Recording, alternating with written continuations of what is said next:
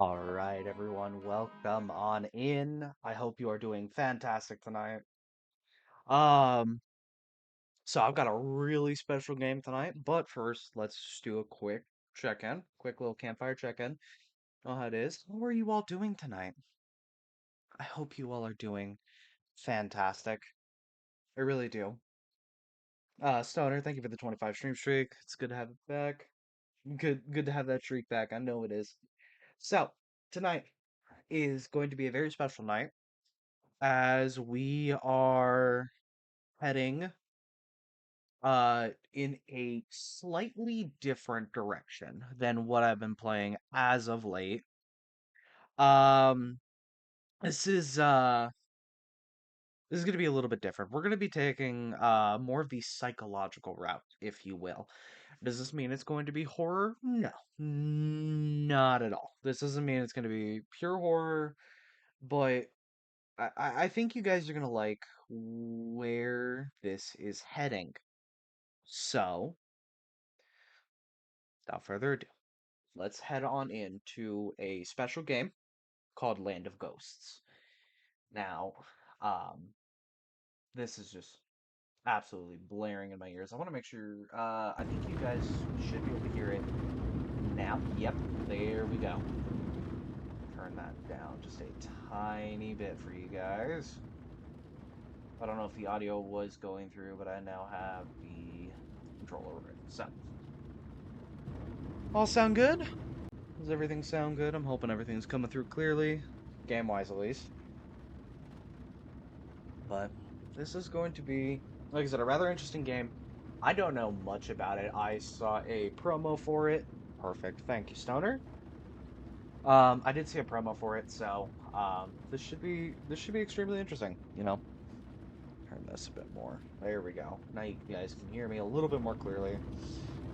And we're gonna get into this. What I do know is this does take place shortly after a car crash. So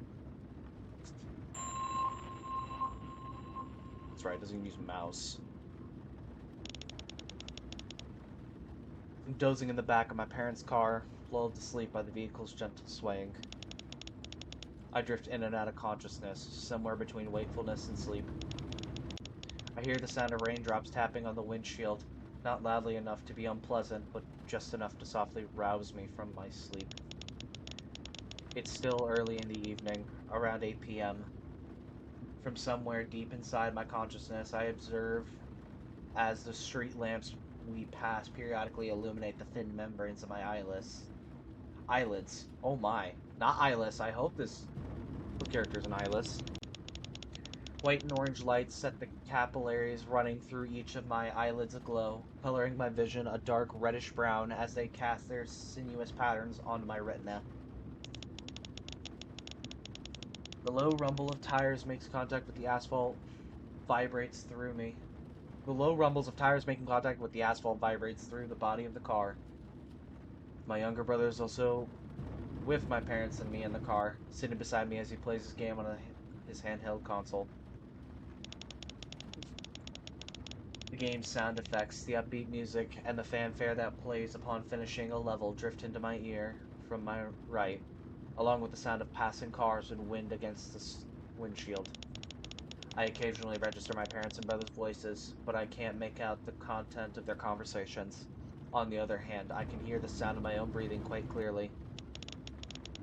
I feel the car curve to the left before an automated voice announces, ETC, card accepted. Seems like we just got onto the highway. I want to be rocked gently by the car forever. From time to time, my parents wake me when we stop by a rest area, where I go to the washroom, sluggishly rubbing my eyes before drinking a sweet caf au latte or hot tea under the bright lights of the rest area cafeteria. The tea might be green tea or maybe oolong tea. I would ask my parents to buy me a snack before we get back on into the car and head off again towards our destination somewhere far off in the distance. Thank you for the spawn, Stoner. Sometimes the view outside the window will be a monotonous procession of natural scenery, other times an unfamiliar cityscape. The streetlights that run along the highway cast evenly spaced islands of light, illuminating the path our car traces through the darkness. This exact moment feels familiar, like I've experienced it tens or hundreds of times before. It was the day of the accident that killed my entire family except for me. God fucking damn, that is a twist. Oops. Well, shit. We're starting off strong. Oh, that must be us.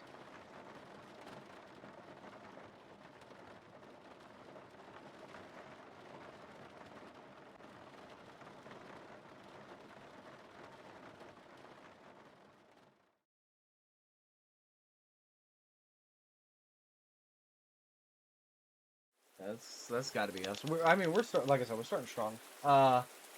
Arrow keys? We're using arrow keys to move? Dude.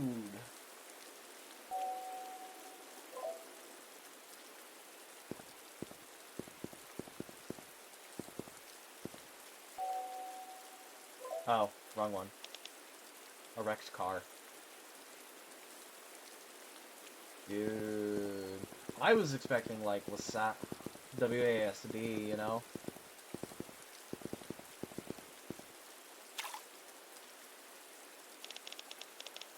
There's a blister pack of prescription sleeping pills lying on the ground. I got... Okay. I wonder if that's gonna serve as kind of like a, what is it?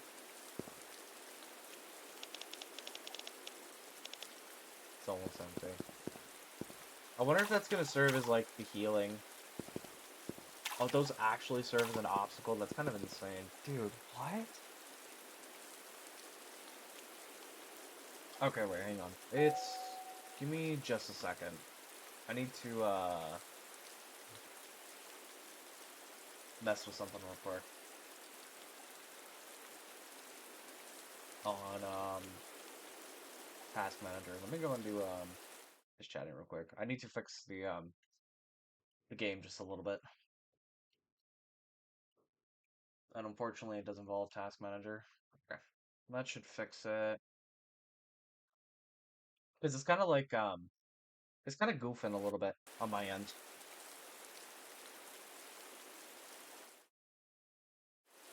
Oh, wait, I didn't know I could do that. I fucking had OBS still selected. Oops. Okay, so I can't really, like, mess with that. So, if it shouldn't lag out. Box cutter that was inside the car. It's quite dirty, but still it cuts well. A blister pack of sleeping pills, they seem to be lying all over the place. Mobile phone. The phone I had in my pocket, there's no reception, but the battery still has quite a bit of charge. So... Okay.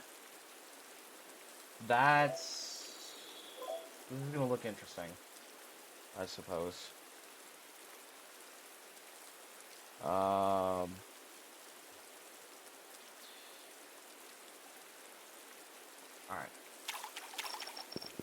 What was I doing before I woke up here? Where am I? I'm gonna run.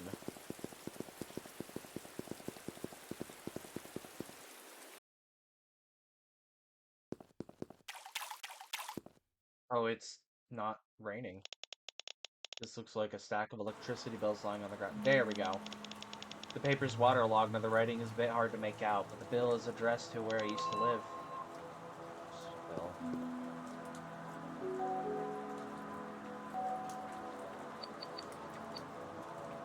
With an electricity bill addressed to the apartment where I used to live, it's kind of nostalgic.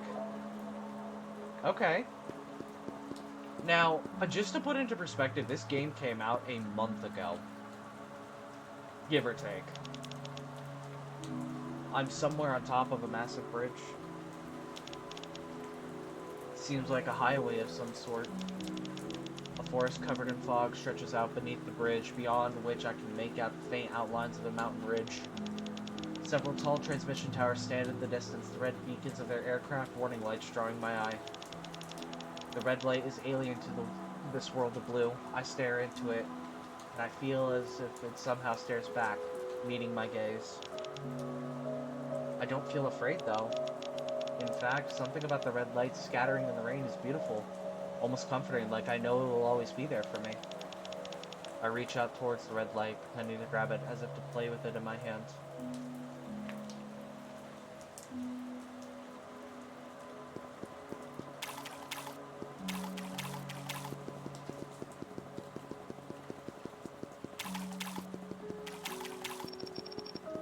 I'm soaked all the way down to my underwear. The bridge looks like it stretches on forever. It does! Can I head over to this side? Oh, I can.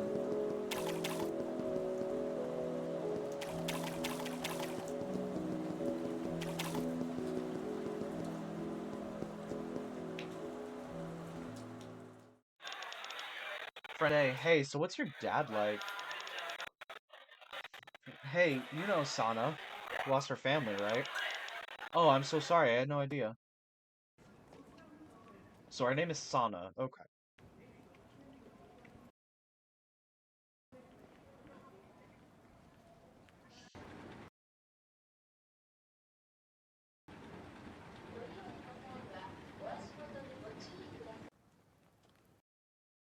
So this is, by the way, also this game was also, originally in Japanese, and I guess they just released the English translation for it 7 days ago as well.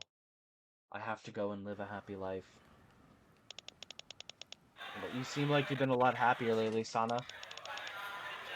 Right? I was just thinking the same thing. I have to be bright and cheerful. I don't get to cry anymore, even when it hurts. I'm an adult now. Those are the sleeping pills. Holy sh... I have to be strong enough to pull through this. Because that's what you'd want, right? Mom? Dad?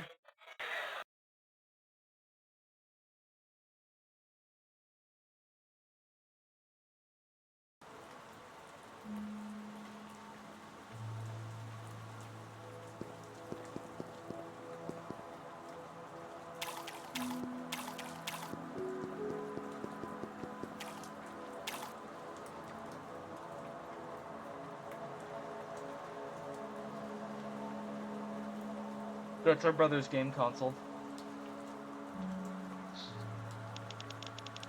There's a handheld console with a cracked screen lying on the ground.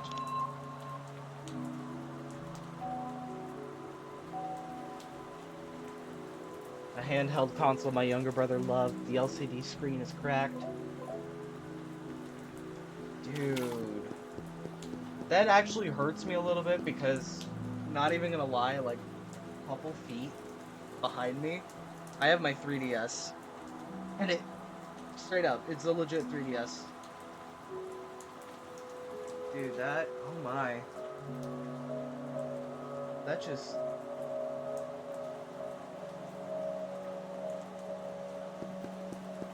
But...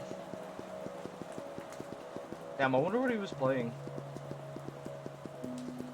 Probably like Mario or something. I would believe her brother would play something like Mario.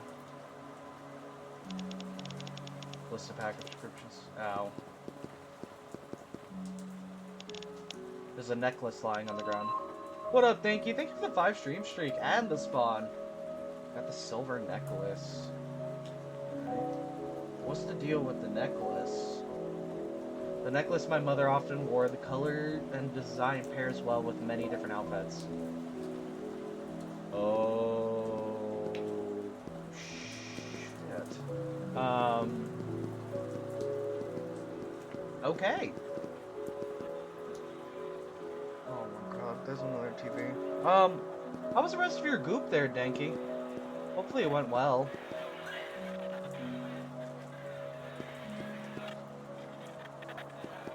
You a ghost stuck in purgatory? I don't know.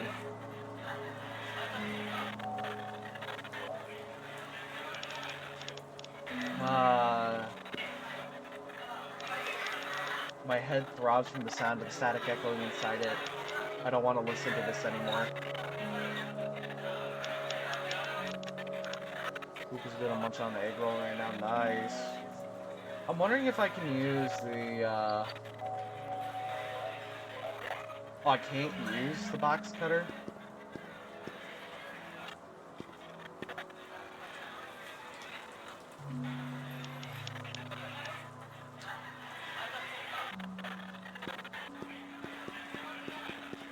Fuck, no, I want Chinese food, but I got my pizza in the fridge right now.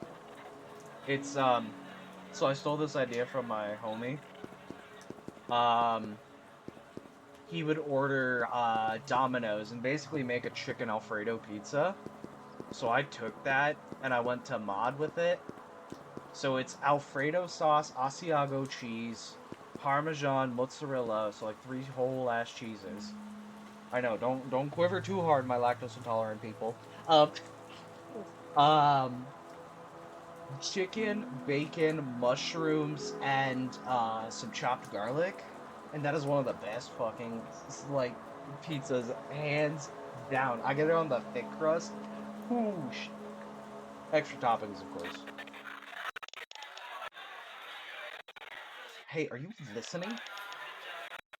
I don't want to say this, but lately you haven't been taking an active role in anything, and barely making an effort to pull your own weight. You're dragging the whole team down with you. You understand that? I, uh, I'm so scared. Everywhere I look, I just see enemies. Whoa!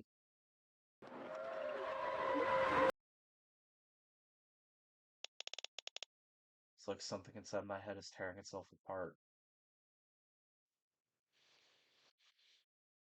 Okay, I'm gonna put this in here right now because I don't know how this game is gonna progress, but I have a feeling how it's gonna progress. If you are having a problem, if you feel like your mental health is out of control, please talk to someone. I would rather carry the weight of your burdens than the weight of your casket. And I mean that. I don't know where this game is going, but I feel like it is an important thing to say for this. Please take care of yourselves. Okay? Teddy Ursa? What? Teddy Ursa? Lol? Is it a Teddy? Oh, yeah. No, we gotta. Thank you. I won't lie.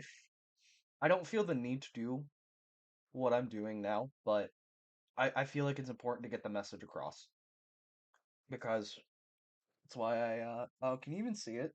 Fuck. Oh, let me stand up so you can actually see it. If you know what that tattoo means, then you know, you know. If you know what it means. Um, I'm not gonna go and do the story again. I've been into that story before. It's a heck, yeah. Um, I've been into the story of my own issues before, and it's not an easy thing to talk about. But that's why I say it. I would rather carry the weight of your burdens than the weight of your casket. It's just how it is. That's how I feel about it, and hopefully people are able to surround themselves with other people that also share that same sentiment. Um, Anyways, that's enough depression talk. Every day I feel so lonely, anxious, and sad. When I stand in the warm sunlight and look at my own hands, sometimes I feel like a foreign body, something alien that doesn't belong. It's like I'm already dead. But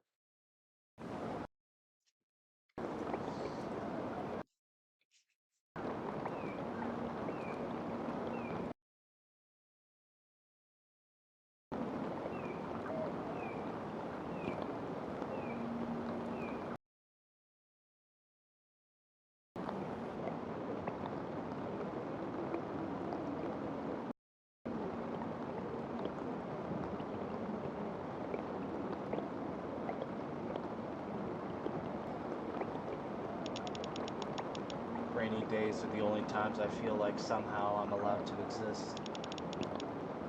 There's nothing I want more than to die in the rain.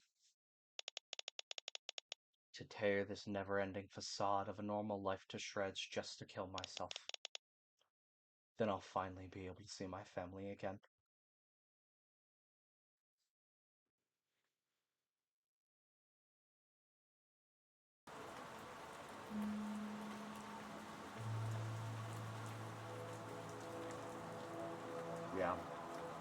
This game is extremely eerie, but it has that twinge of like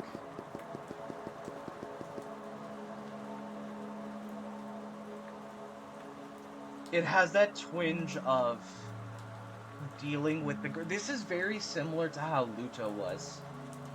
That is for sure. And I found this game randomly while browsing itch.io and watching the trailer for it. And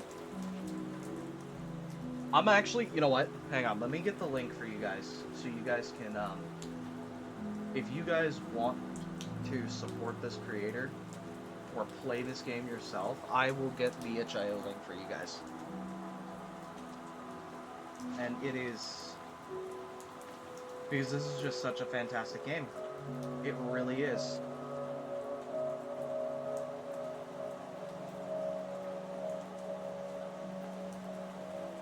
Luto was so mind-bending. I feel like this might be the same in a good way, of course. It might. So that's the link for the game. I highly, highly recommend like supporting this creator because this game, at least so far, I'm going to highly recommend supporting them. Because this is clearly either a tale based off of experience or like compassion, you know? It's like a passion project. My head hurts, make the noise stop. Feels like my head's about to explode.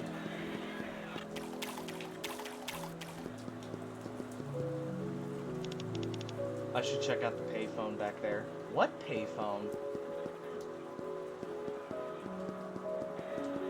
There's a payphone?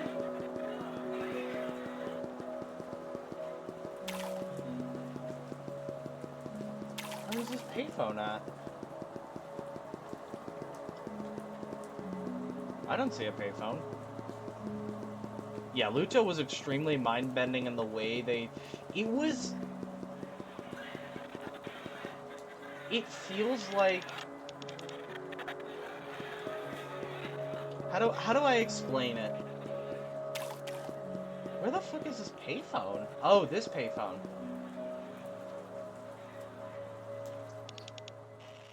Hey, are you there? Hello? Don't go, please. Just come back and we can talk this out. I told you I'd be there for you, didn't I? Come on, I know you can hear me. I'm just tired of everything. I don't want to hear any of this anymore.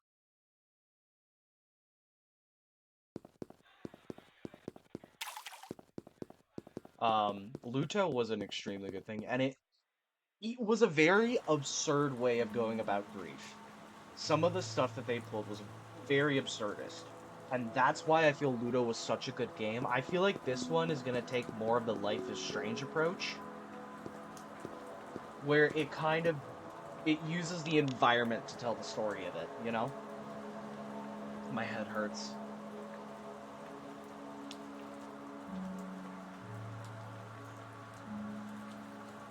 Oh, ladder? Okay. Is that a ladder? I can see a river running below the highway. Wonder what it looks like down there. Yeah. It was extremely trippy, and like I said, it was just very absurd in how it handled its horror. It's not gonna handle it in the way that I feel, I guess my best example of it is, um, Dark Souls, Death Phantoms. Because those are extremely absurd. If you actually sit down and look at how some people died, it's just goofy.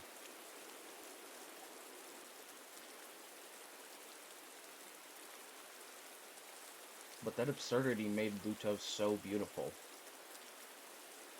You know? Carefully making my way down the ladder, I descend into the forest. A large river runs right beside the area I've stepped down into. The quiet murmur of the rich yet pure water flowing by stimulates my eardrums, producing a pleasant sensation. Unlike the highway upon the bridge, a thick fog blankets the forest, which consists mostly of coniferous trees like Mizo spruce, broken up by the occasional stand of deciduous trees. Grass and moss are strewn with pebbles and gravel, perhaps carried there by previous inundations of the river. Dead grass, now a rotten brown, clings to the tree branches amongst the other detritus swept along by the river, with the forest floor in a similar state of chaos. For no particular reason, I touch the bark of the tree beside me. In doing so, I become aware of the visceral presence of my physical body, feeling each heartbeat as it sends blood coursing through my veins down to my fingertips. The bark has a faint warmth and a pleasant smell to it. I feel like it's been a very long time since I've touched something and stopped to search for the right words to express the exact sensation of its texture. Despite being a human with dyed hair and wearing clothes, I feel like I've become a wild animal. I stand in an opening in the trees, listening to the branches and leaves rustling in the wind. The colossal highway that I had been walking along seems to stretch on endlessly into the distance above my head. The river running by the foot of the bridge carves a snaking path through the land, flowing with such intensity it threatens to overflow its banks.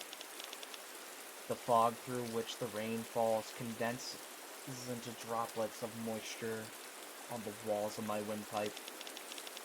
I become completely one with the atmospheric layer around me. My ears ring, but here in this place, even that dissonance feels somehow like it's allowed to coexist. I decide to try following the river. Dude, the rain legit. Okay. I don't know what it is about this game, but the atmospheric storytelling is so good. You know, like, I feel like I'm going to gain back the IQ points I lost by being an absolute fucking idiot during Requiem. Just right back. You know?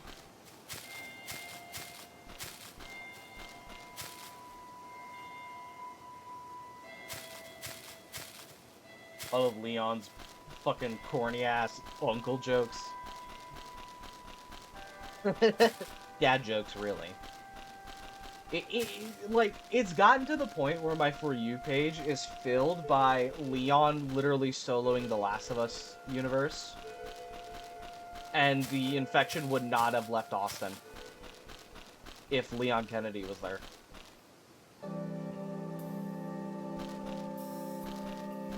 Which I feel like would be especially true with the latest generation. Ugh, my head hurts. I feel like I'm sinking underwater while my ears ring.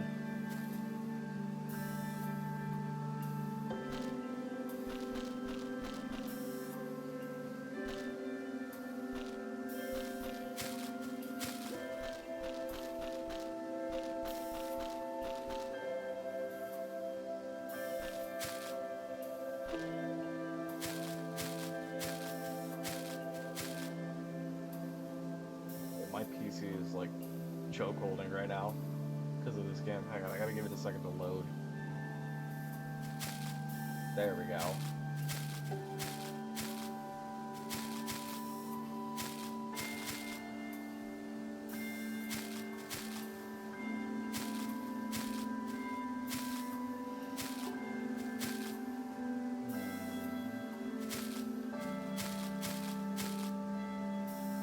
Bro, this makes me want to go listen to Lo-Fi Girl. Like, her fucking live stream.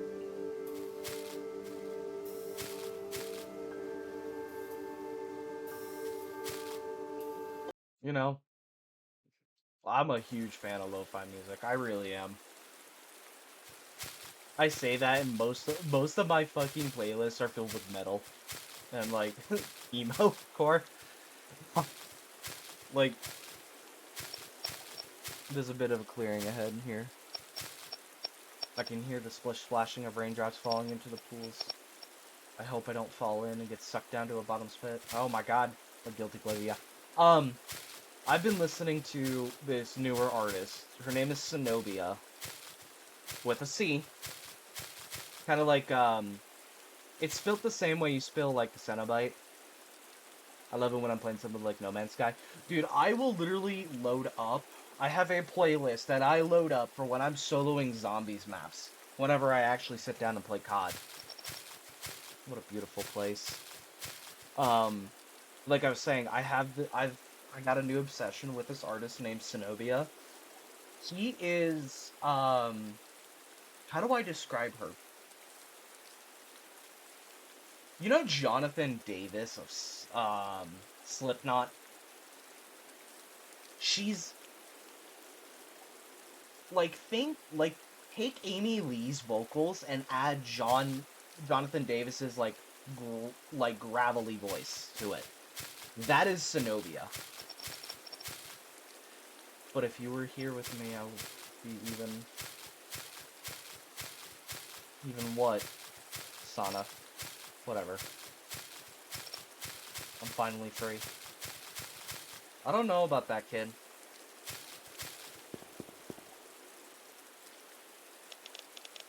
Would have expected to find a vending machine here. Seems like it's operated too, judging from the artificial light it emits. I guess you wouldn't need to worry about bringing drinks if you came here for a picnic. Yeah. Slipknot's fun. I enjoy listening to Slipknot.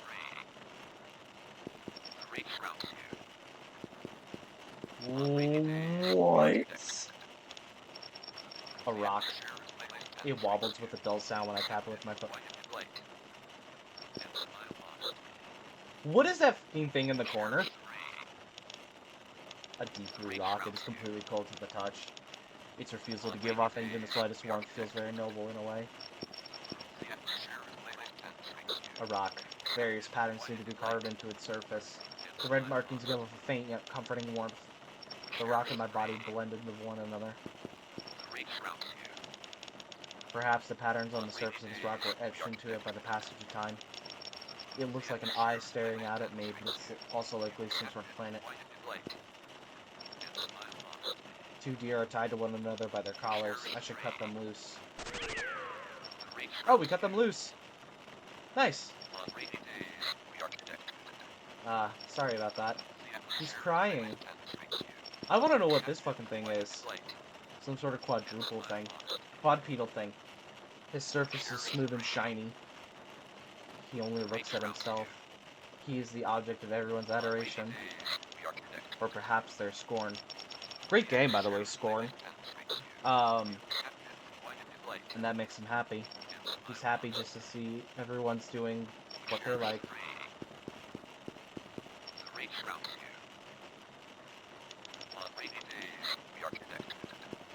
Okay, I'm gonna leave. I don't like this place very much. Whoa! Okay, wait, another person? Holy shit. Where'd you come from? What are you doing here? You don't mean any harm. Yeah, you don't seem hostile. You're the first human I've seen in this forest apart from myself. Though whether I count as a human is a bit of an interesting question in and of itself. I'm here to pick some wild plants to eat. I've been surviving on an awfully plain diet recently. It's random tree nuts and other stuff like that lying around. Do you live nearby? Around this forest, I mean. No, I live a bit further upstream. In this place that's kind of like a landfill.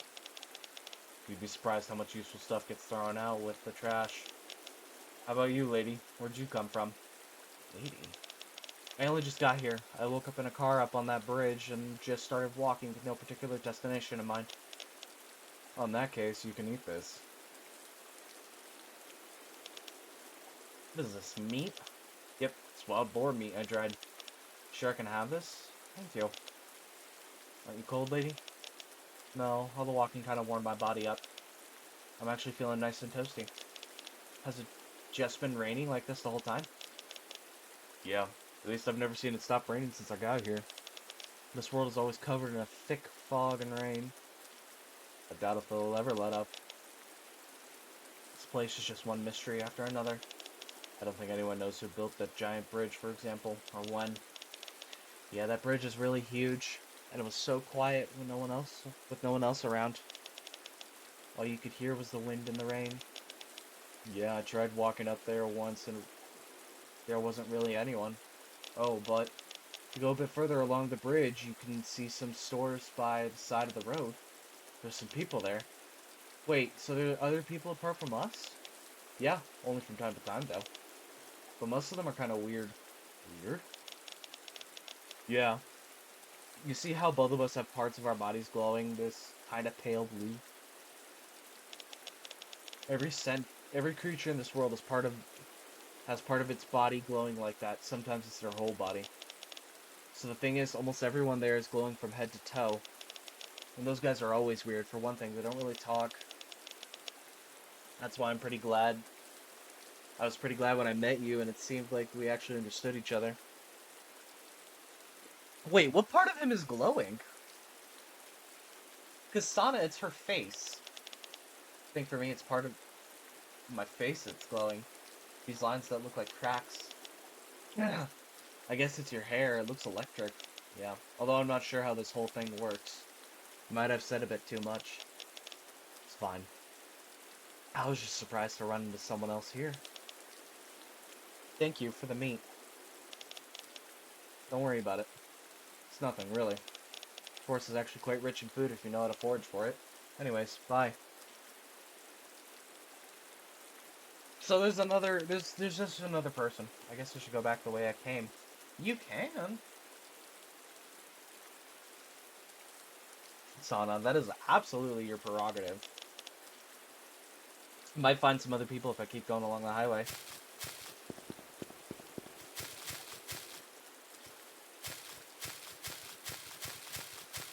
I don't trust, I guess, that kid is going to be good for us to even talk to.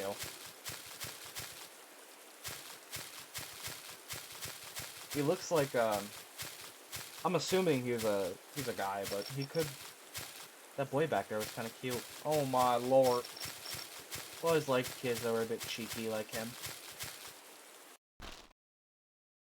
Gotta remember, Sana's like 16.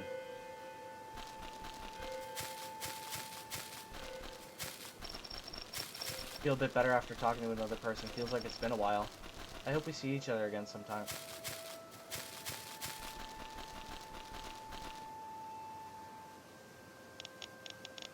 Piece of driftwood well into the stages of decomposition covered in a layer of moss. A few mushrooms poke their heads out of the ground where it meets the driftwood.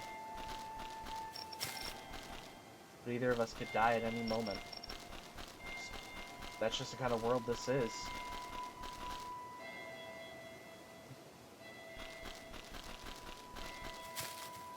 Well, that's rather depressing to think about. Oh. The deer from before lies fallen, blood streaming from her body. Oh shit, she's dead? Considered whether I could tear a piece of her meat off to eat if she's already dead. She couldn't survive for long if I tore her into her with my box cutter. A large stream of blood flows from the fallen deer's neck and side. Blood diffuses into the sand by the side of the river, eventually joining its flow.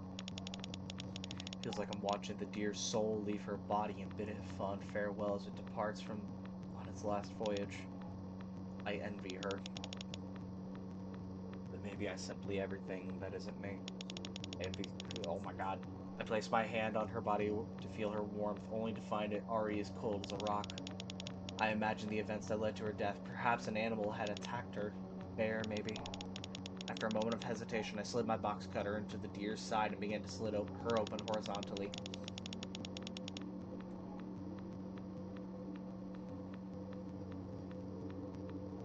What? Okay. Blade pierces through the upper layers of her pelt with less effort than I expected, easily splitting open her skin down to the subcutaneous tissue. Never butcher the corpse of an animal this large, so recognizably the same thing that had just been alive moments ago. My hands tremble with fear. Oh my god. Okay, we're doing this. Blood begins to gush from her side. I feel the contents of my stomach rising to the base of my throat at the sight of my handiwork. Thank you for the spawn stoner. Seeing as I already come this far, I steel myself and begin to carve out a piece of flesh, only to quickly discover that the task is nothing like preparing a cut of meat from the supermarket. Of course, she is going to be dead soon, one way or another. Probably already was, in fact. But I felt the pang of guilt at having defiled her corpse so violently.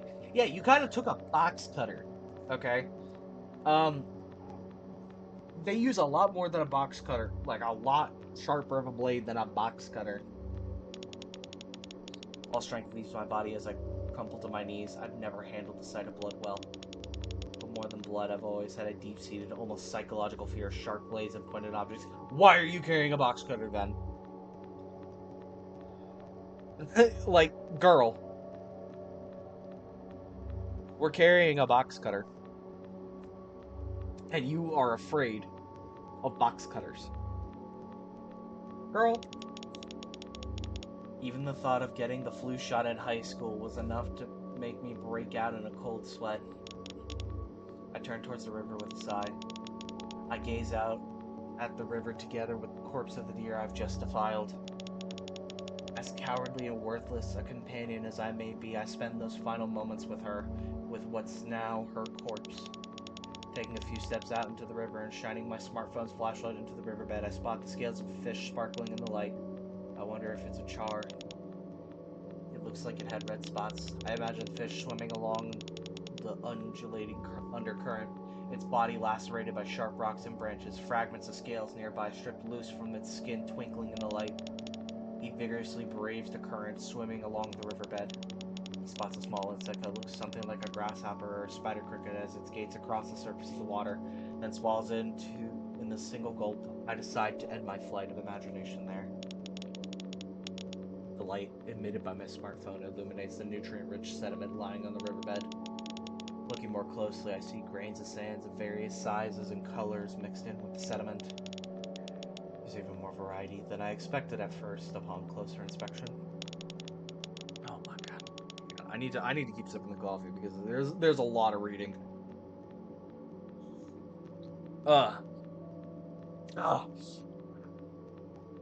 I discovered that the rain has steadily increased in intensity over the course of my short reverie, as had the river's current, which is both terrifying and, in a strange way, palpably exciting. The rain has washed away all of the deer's blood, her viscera glistening like pink gemstones in the downpour. Sliding my hand into the cavity I had just opened in her body, I detect a faint warmth. Perhaps some of her warmth still remains deep inside her corpse. This is the first time I have ever thought of blood as something that could be so warm and so comforting. The ecosystem of the forest that I thought simply carried on its rhythms and cycles, now neither concerning itself with nor affecting me. I now realized I had left a deep impression on my psyche. Is this solitude?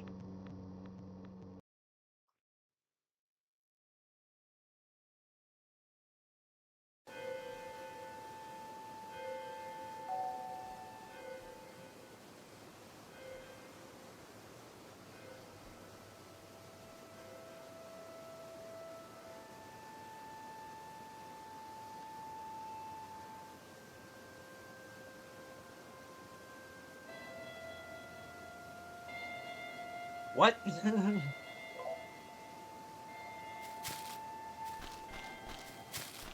that was a cutscene.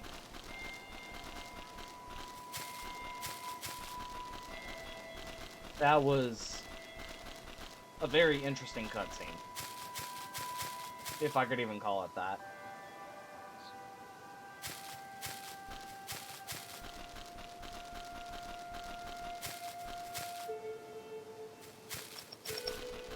Kind of fun just being here. We all just wander aimlessly, pelted by the same rain. And even if we get dirty, the rain washes us clean again right away.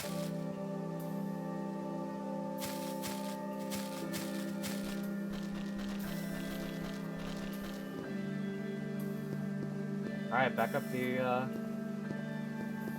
highway we go.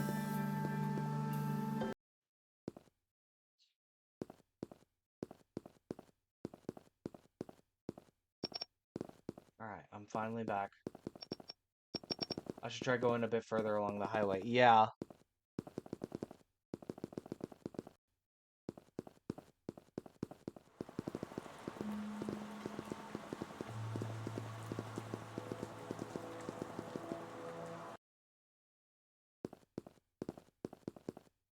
I need to probably, like... Hi! How are you? What you up to, homie? The music has stopped, so that's great. There's the music. Hey there. It's a beautiful rain we're having, isn't it? Care to join me for a beer in this lovely drizzle? This person seems kind of weird. Probably best to just leave them alone.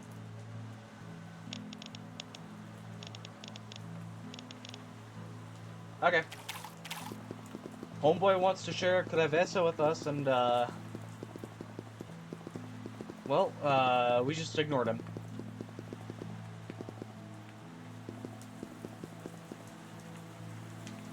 No Modelo. Are we just gonna get in someone's...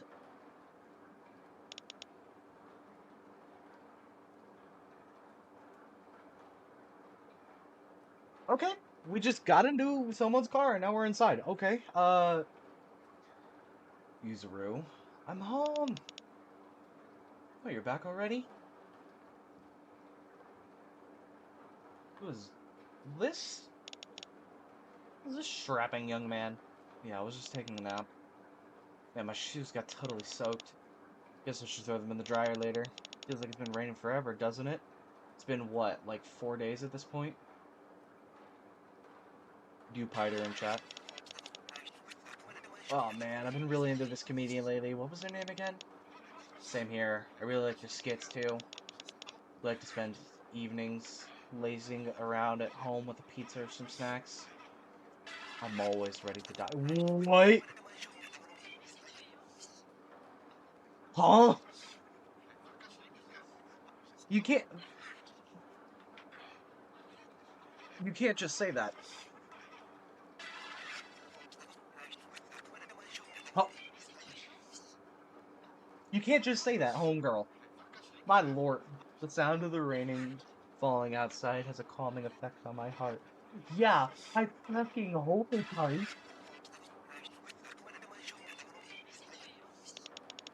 I think these quiet moments I spent with him were my happiness. When it was raining, somehow I felt like I was allowed to live. Or maybe we had all become equal. I'm always ready to die. Okay, another warning. I'm putting a suicide warning in right now. I have to. Because there is a very good chance that this is happening.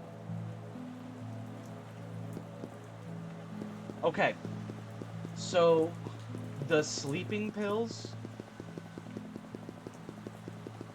I really hope we didn't, like, sewer slide with sleeping pills. Have you taken prescription strength sleeping pills? Dude, those shits knock you out. Oh, a building. Some weird people too. Guess I should be careful.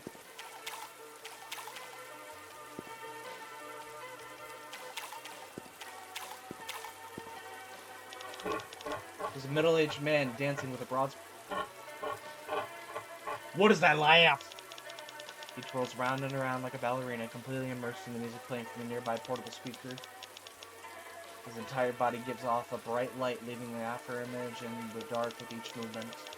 His expression, while not exactly childlike, has a kind of gleeful whimsy to it, as if he thinks of it as a small blessing that he gets to be here, right in this very moment.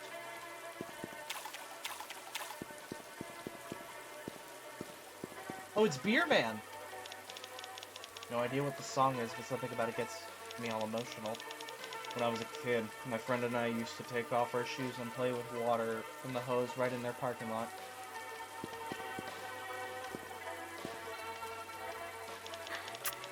A middle-aged woman and a man. Looks to be a Sally man locked into a deep kiss. Yo, why is that sound effect actually in there? Home dog! Homie. Entirely absorbed in the act, they hold each other tight even as the rain soaks them. Their glowing bodies each illuminate the other, the two almost appearing to have fused into a single luminous body. Music plays from the portable speaker on the ground. I guess it must be waterproof.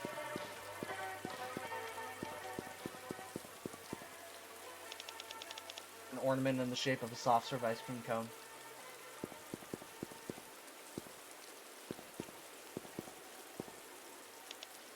Oh wow, you're a normal person. Don't see a lot of people like you around here. Must have been rough getting here. Don't mind me, I'm just sort of squatting here anyway.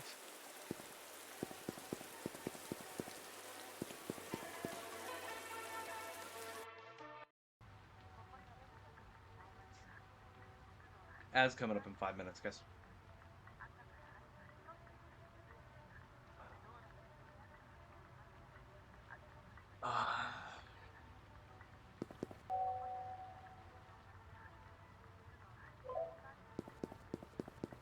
That was weird.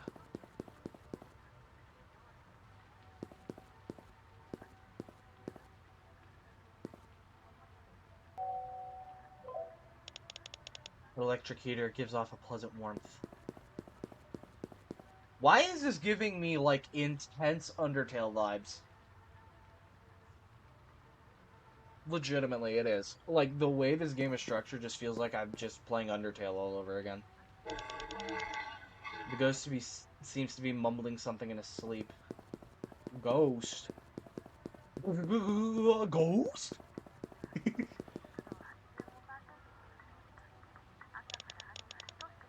Excuse me, I'm really hungry, but I don't have any money on me. Do you think I could just get something to eat? I can work. I'll wash dishes or sweep the floor or... Oh, the homeless man! Homeless woman. Hey, sweetie, what's wrong? Don't have any money for food? Right, I don't have any on me, and I haven't seen any lying around anywhere either. Let me pay. Are you sure? You don't have to. It's fine, really. The boy back in the forest also gave me food. I've just been surviving off people's generosity. Well, she did say it was fine. I guess I'll take her up on her offer. Though I have no idea how she got her hands on any money.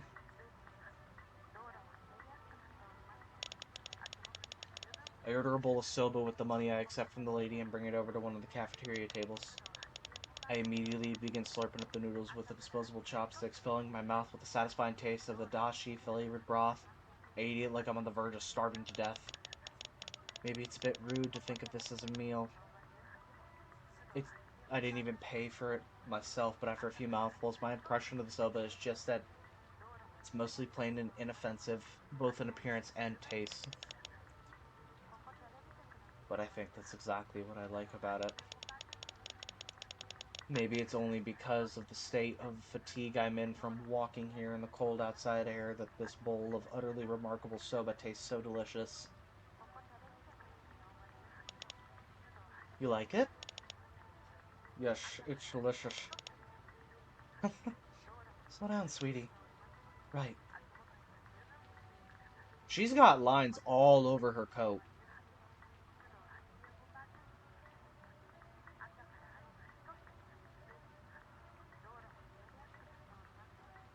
Okay, bye! Oh, hello again. I got us ice cream. I got vanilla and raisin. Which one do you want? I'll have the vanilla. Here you go. Don't worry about the money. I'm just glad to finally have someone else to talk to. Not many people who can really hold a conversation around here.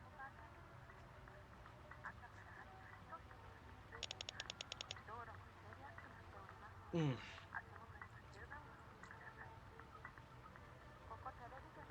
Well, I mean, it's actually a pretty nice place, the lady begins.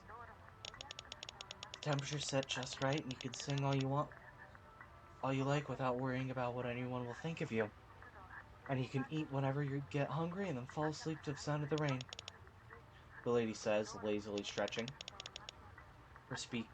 She speaks in what feels like a very casual, almost thoughtless way.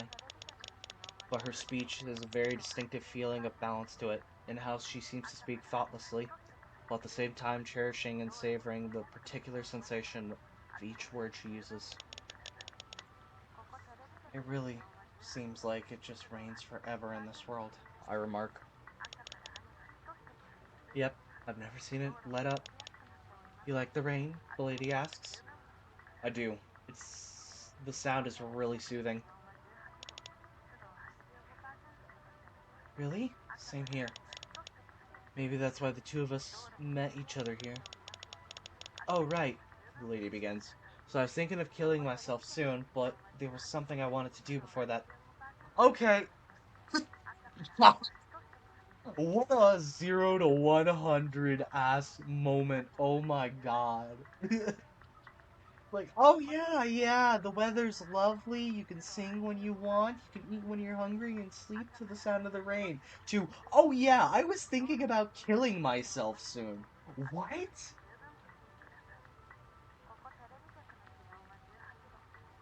Twitch, please don't smite me. Yeah, seriously, please don't. I put the warning. You mind swinging by later?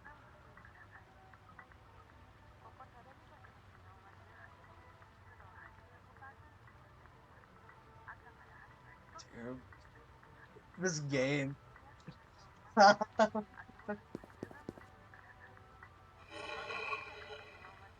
Ugh. Don't groan at me, you fucking weirdo.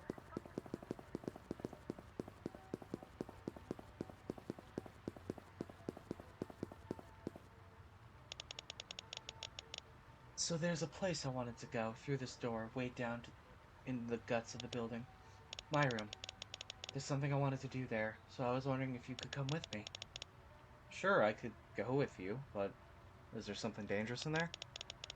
Well, it's a bit dark, and one moment you're just going along, and the next you find yourself in a pretty scary place.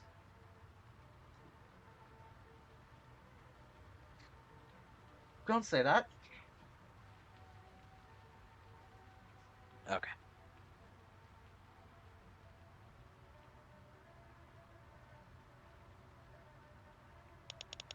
In any case, nothing to fear. Let us proceed. Oh my god! She's coming with us! This is such an... this is... How is this not RPG Maker? This has to be like a legit thing. I'm gonna wait the 30 seconds until the ads break off. And then we're just gonna chill. For a second. But I'm really liking this game so far. I am enjoying this game thoroughly.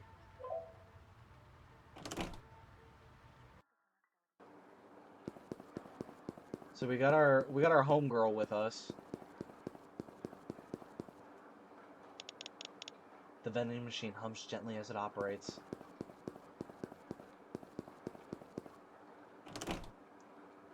Is this where we have to go? Oh my. It's far too dark in there, I guess, to adventure.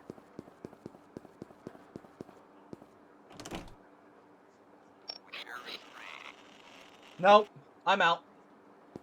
Don't start that shit with me. Don't start that We Cherish the Rain shit with me. Oh, there's a security camera.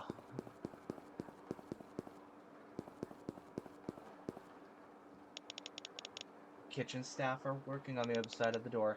Probably best not to disturb them.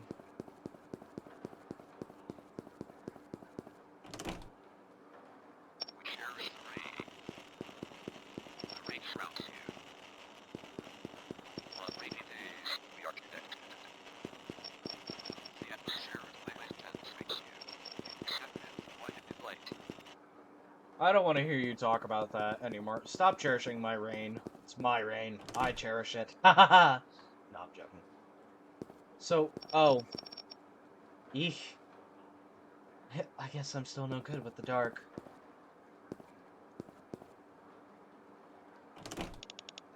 Nothing important inside. Nothing important inside. Nothing important inside. Is there anything important inside any locker? That's not yours?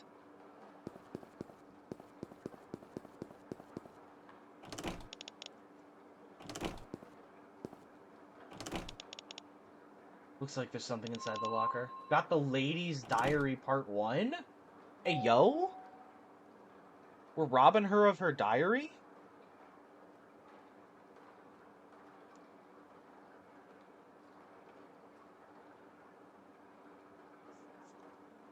Let's see. One part of a lady's diary, fragments of it seem scattered throughout the building. I bet you I have to go find her diary pieces.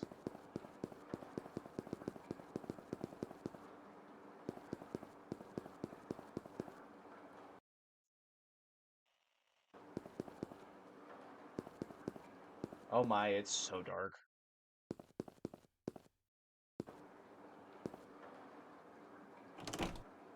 Dog, why is it actually? Nothing important.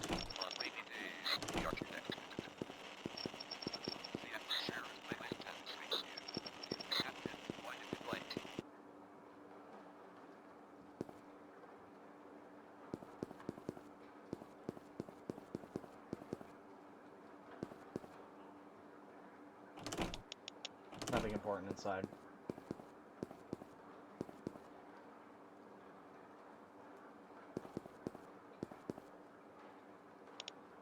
A trash can. Okay, so there's nothing important inside the trash can either. Oh my god, the game. Stop lagging. Alright.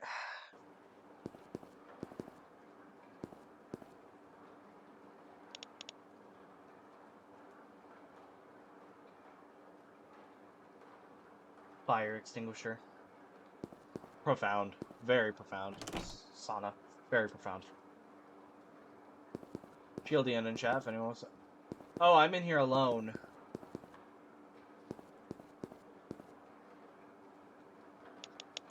There's a key on the table. Got the hallway key. Who's that standing off to the right side? Oh, it's the lady. I had no idea this chapel was here. I used to go to this church all the time as a kid. At the end of the day, it's practically where I grew up. I wish I could just close my eyes, plug my ears, and sleep forever. Or is there something else I want?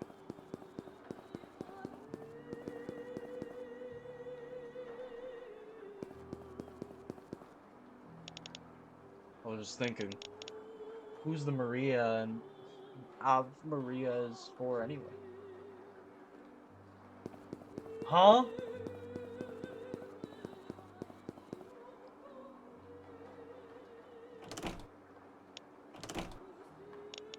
The door won't open. Well, shit.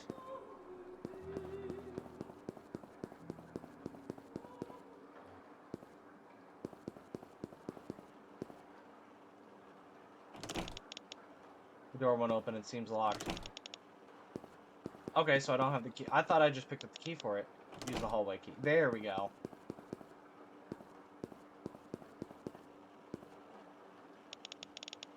Let not your belief, your hope, nor your love waver. Love the Lord with all your heart. Shun hypocrisy and pray earnestly. Nothing important inside. Looks like there's something inside the locker. I got the lady's diary part 2. Okay, we got the second part. Are we eventually going to be able to read her diary? I mean, that feels like the natural progression of things here. Stand steadfast in following the law of the Lord.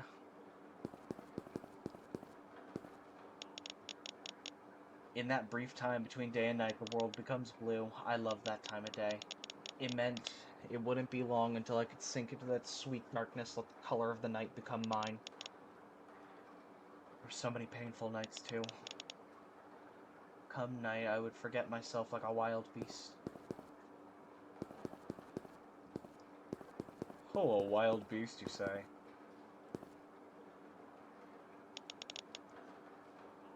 There's what looks like a first aid kit.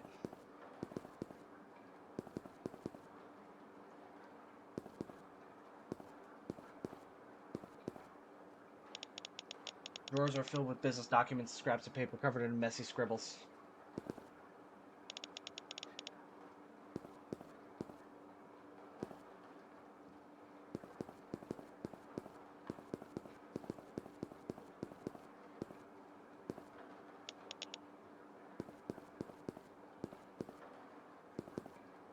Alright.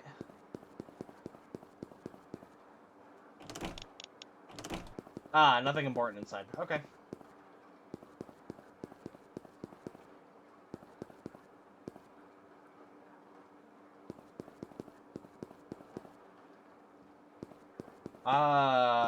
Do I want to keep going this way? Yeah. Key on the table. Got the stairwell key. Okay. Still your heart, submit to the Lord, and give thanks to him through prayer. Love even your enemy. Whoa! Y'all seeing Mary over there? Okay. Virgin Mary's over there. Cool.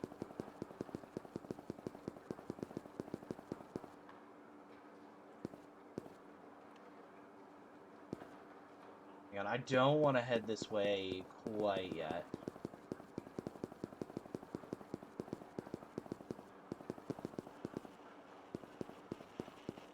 I want to check out what's going on over here. I've always loved the little corners at the ends of the hall. I think I know what you mean. Aren't you the cutest little thing? I didn't see that. I didn't read that. Fuck. Took it away before I could read it all.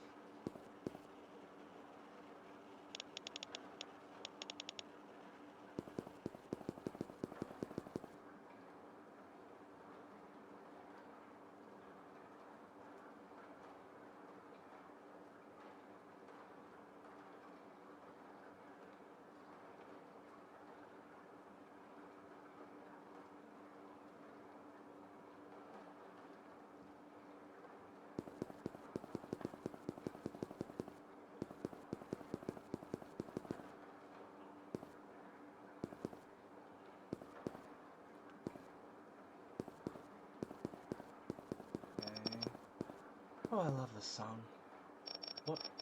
You ever heard it before? Je ne sais. I don't speak no French.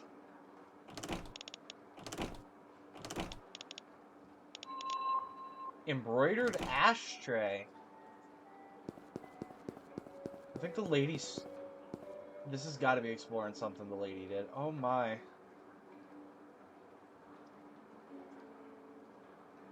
Hey, Sana.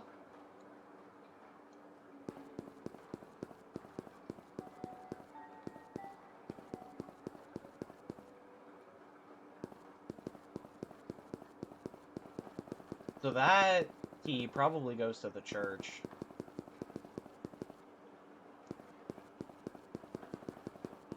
Or no, it goes to this right here.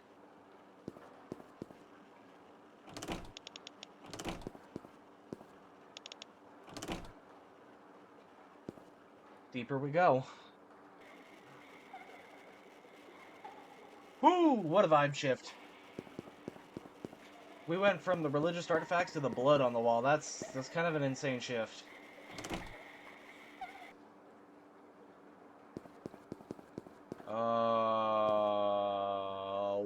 What happened here? Holy fuck. Lady, you got some splaining to do. Nope, I don't want to be here yet. Nope, I don't want to be here. Nope, nope, nope, nope, nope. There's too much, like, to explain. This is me on the day I realized that God didn't exist. That nothing really mattered. There was nothing beyond this, nothing after this. That this was all there was. I just stood there under the weight of that cold reality, in that all-consuming silence. You know how it felt to lose everything? Felt really good. Thank you for the spawn, Danky. Dude, a fucking... Okay, so we threw away our religion. Which, I mean, you could do it anytime. Stop playing that.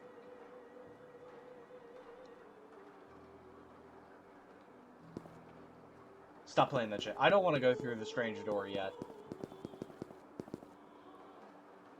Note to self, the chapel is there. My room's on this floor. We're almost there. Can you not fucking laugh?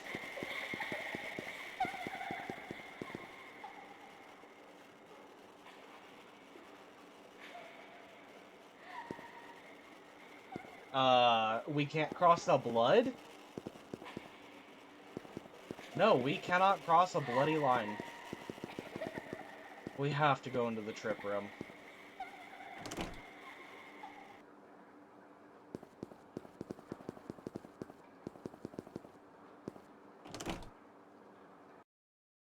Okay.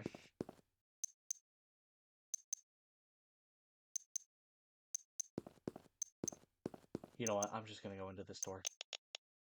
I turn the knob, unlocking the door.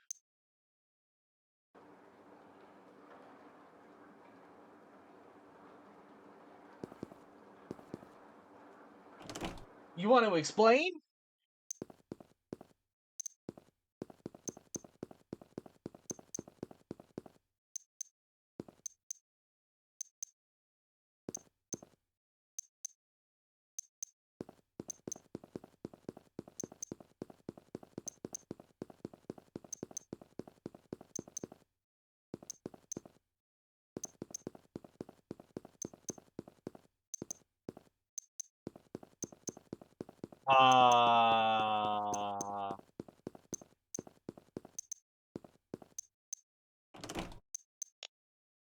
Door won't open.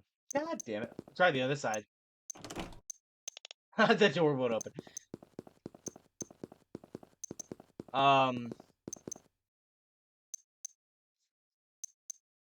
What the fuck?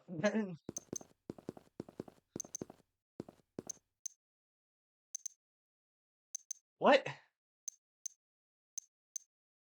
Are we just changing her expression by interacting with her? I'm gonna... I'm gonna leave it that expression.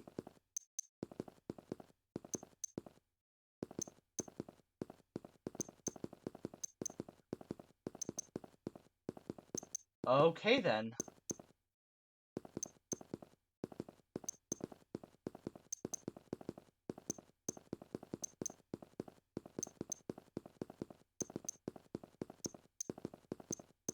Yo, this shit trippy. Holy fuck. Okay, I feel like I just took a tab. Like, actually seeing this. Also, please do notice the fact that the room is getting bloodier as I walk around in there.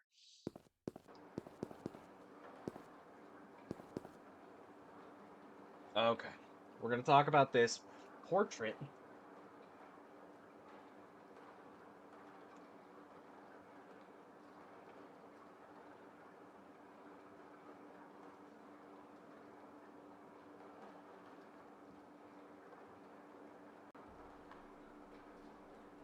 Oh.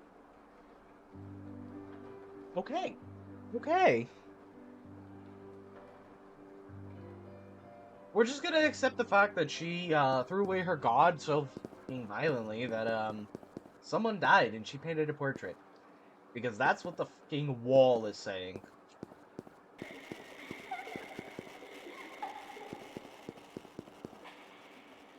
Okay, so we still cannot go past the bloody line. There must be something else we can do in the trip room.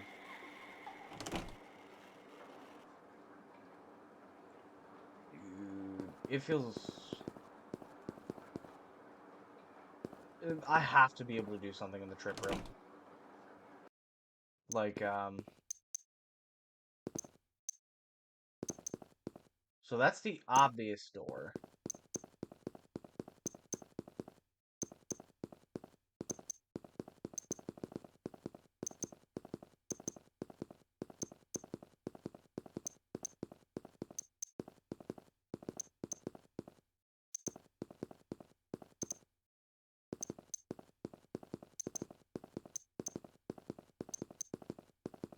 I'm gonna walk past this door.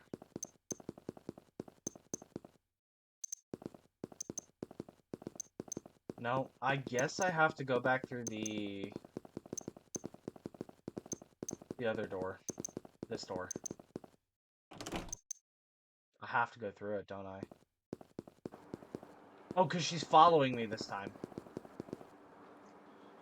So this...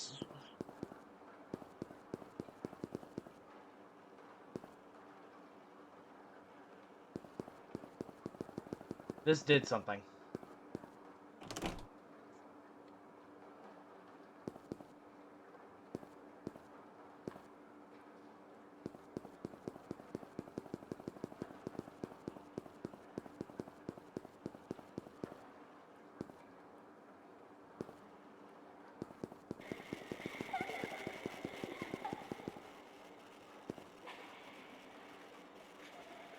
Oh, I just had to interact with the line. Whoa, would you look at the size of these cuts? My head hurts. Yeah, my old wounds are starting to hurt when I get close to them. You alright there, sweetie? I'm alright. Oh, there. Don't push yourself. Let me give you a hug.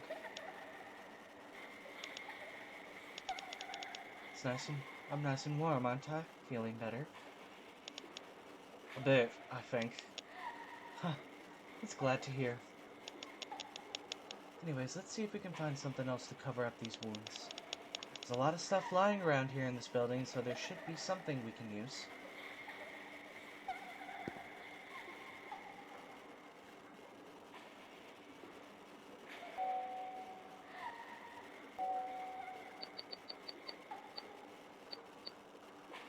Okay.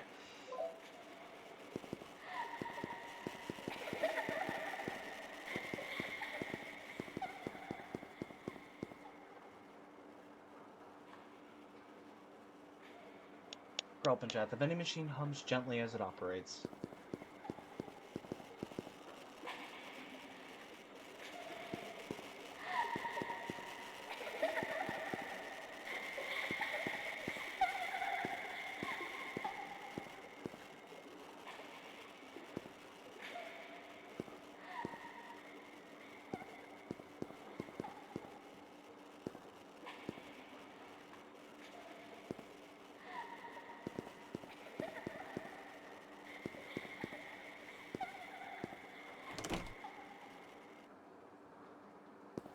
Hmm.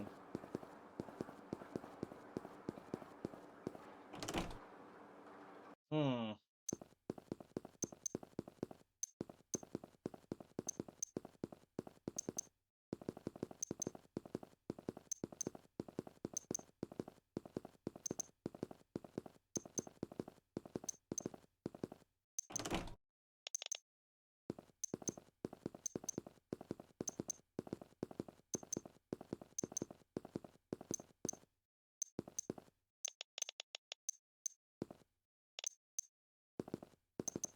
Wonder what the blood building up on the screen means. That's what I'm thinking.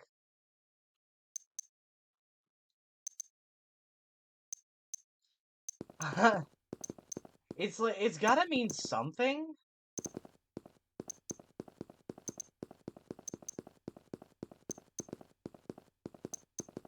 Maybe if I walk around in here long enough.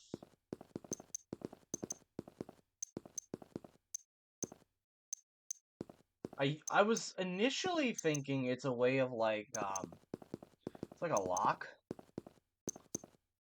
Kind of.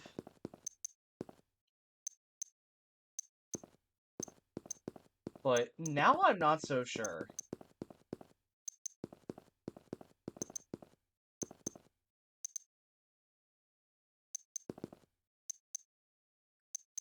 It's gotta mean something. Like, I need something, don't I?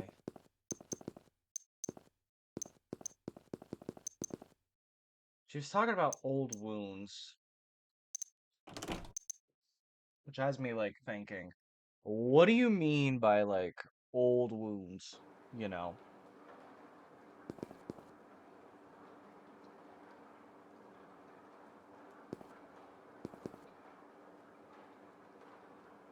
Is it like the wounds of the building?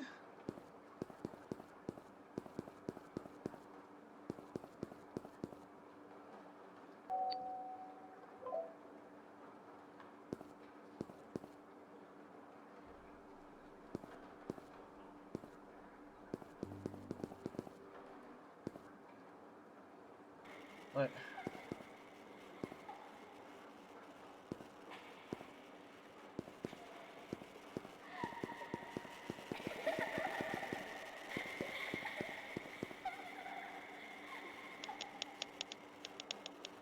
a lot of stuff lying around in this building, so there should be something we can use.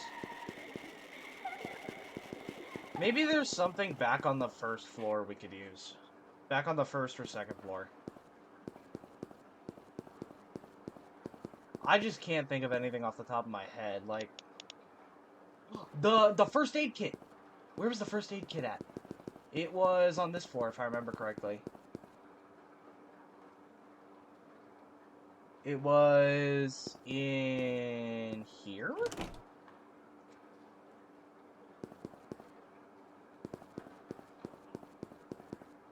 Yes. Wonder if there's anything useful inside. Got the pack of bandages. Yes, that's all we need.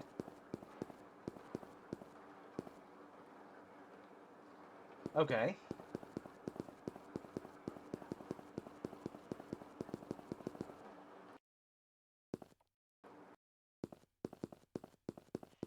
And this should fix the wounds.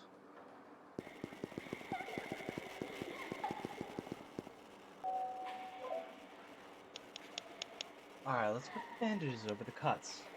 There.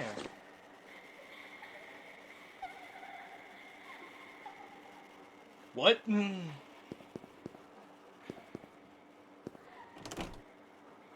Okay. Oh, my lordy. Okay. I swear to God, if there's a mannequin jump scare, I'm gonna lose my shit. This is not a doll jump scare. Ferdinand Kopnov, I lock the door upon myself, 1891. I've always wanted to live someone else's life. Every day I try to lose myself in pleasant fantasies.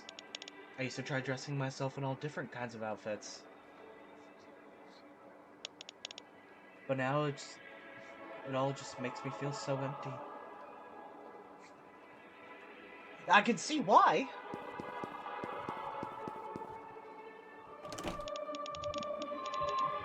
Part 3 of the Lady's Diary, let's go.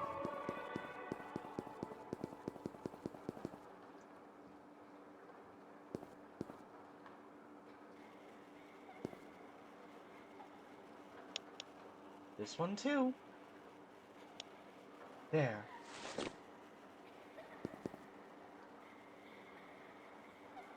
Pause. Hold up. Are those her self-harm wounds? Is that what these is representing? Is okay. So those are her self-harm wounds. That is an interesting take on dealing with self-harm. Okay then.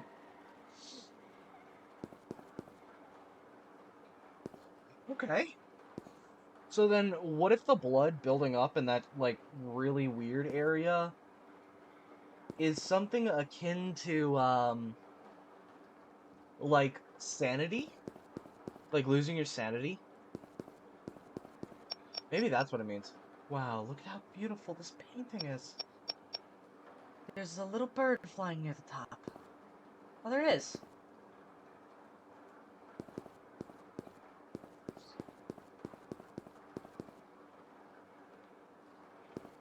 Brother.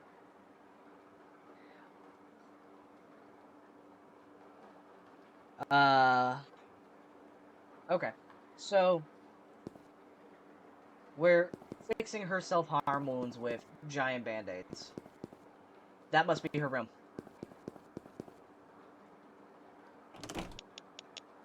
Nothing important inside. Something inside this locker. Part 4! Like 5 or 6 parts of her diary. Trash cans filled with paper scraps and pack material. This must be her room. Ah, home sweet home.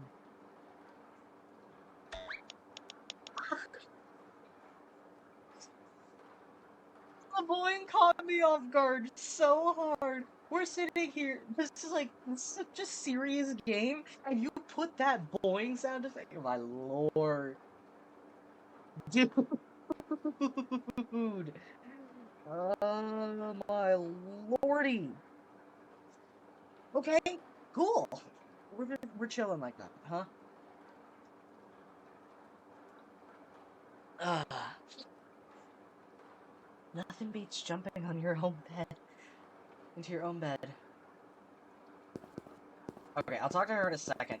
She's got a stethoscope over here. Is she like a nursing student?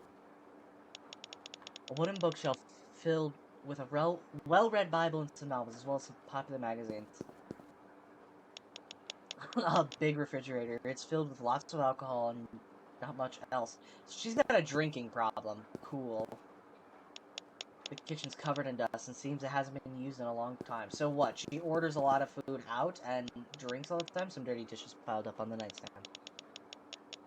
All these books just lying around on the floor, too. I guess she's not... Must not be the type to clean up after herself, Fudge. Alright, lady.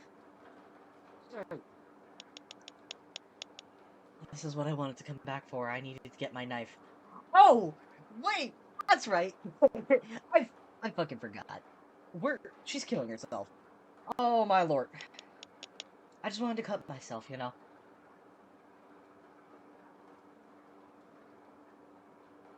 Please, oh, okay. It doesn't even depict it. Cool.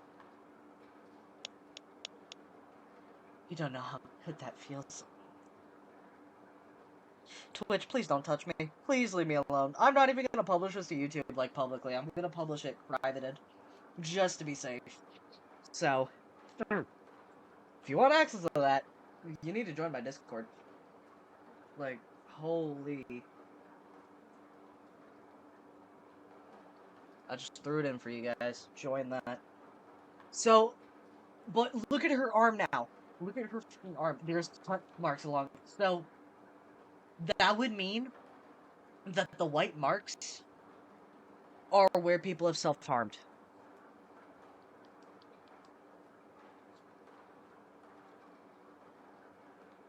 Holy crap. That actually adds up.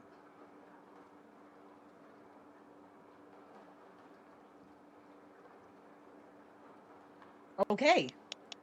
I just miss seeing my own blood. Some nights I can't even sleep without cutting myself. You want to give it a try, too? I think I'll pass for now. You want to sleep together, then? The bed's really comfy, you know. What? Dude, again, this 0 to 100 bullshit is, like...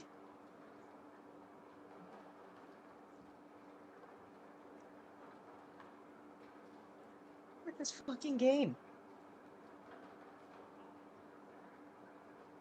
Dude. I take off my clothes and lie down in bed beside the lady. I have a feeling some very unchristian acts are about to happen. Please don't describe them. Please, I am begging you.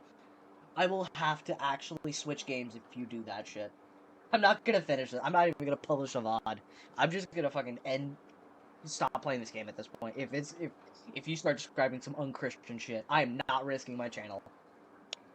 I feel safe and comforted, feeling her skin against mine. I want to stay snuggled up against her this way forever. Dog. I am begging you. Be very fucking... Because I can't censor shit. I'm boned. Like, my camera and the top bar are censoring enough.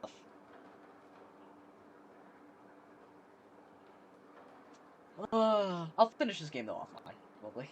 If that shit does happen, because I'm wrapped up. Excuse me. Oh, it's lagging out a little bit. Okay.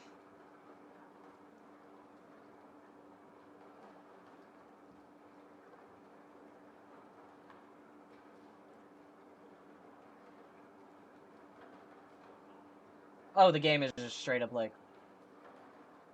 Oh, it doesn't like me right now. Okay, so we're gonna give it a second.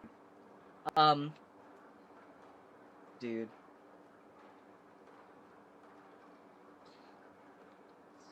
My lord. It's like I'm saying. This shit is genuinely goofy with how 0 to 1... Like, it's not goofy in its subject matter. Please do not take it the way I am saying it when I say it's goofy with its subject matter. What is goofy about it is, like, how it goes from one end of the scale to another end. Like, there's 3 ends in this, and I can't tell you which one is which at this point. Hello? The lady begins to kiss me.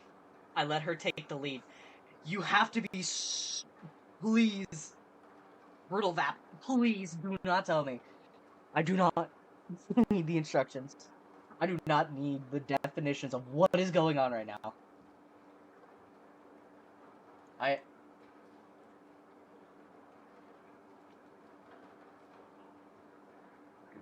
Fucking what is the...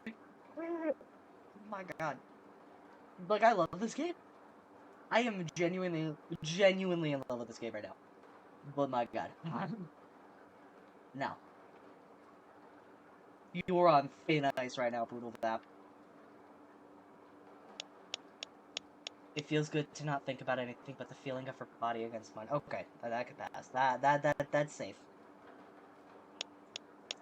She kisses me over and over until I begin to get tired of it. Come to me, Jasmine. Wants to catch it. Holy shit. Okay. Okay, we're ending it right there. Okay, good. Once she finishes kissing me, the lady holds the still bloody knife up to the light, twiddling it in the air playfully. Oh! No. Oh my god. Oh my god.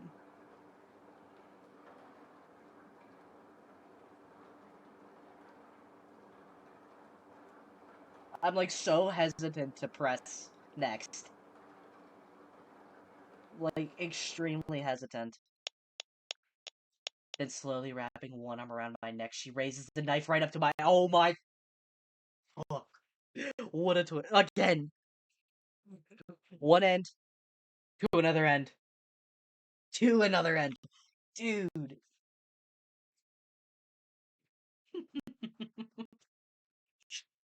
Oh my god, dog. Okay. So, is she gonna take Sana's eye? Also, how fucking old is Sana? Like, legitimately. I want to say she's between 16 and 18, but even that guess feels wrong. Dude. Didn't anyone ever teach you not to trust strangers, sweetie?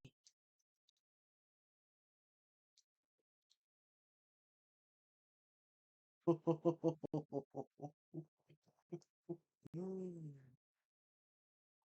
shit.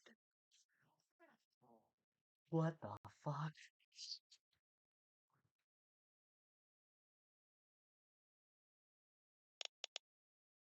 Just kidding. No, you're fucking... No, you're not. You're not just kidding. You can't just kid like that. Lady.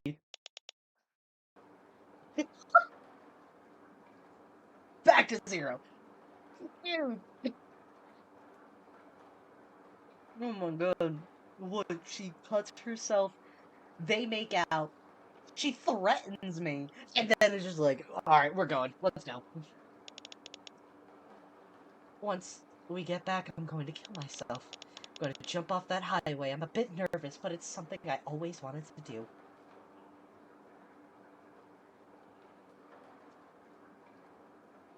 What? Dude! Oh my god, this game. It is... And for anyone who's lurking, you're just lurking and listening.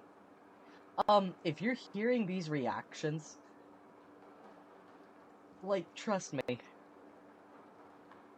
Trust me. I'm like... I am reacting so genuinely because of how this is. Because this has got that absurdity to it. And it's a really weird absurdity that is just so... bullshit feeling. You know? Alright, let's head back up to the highway.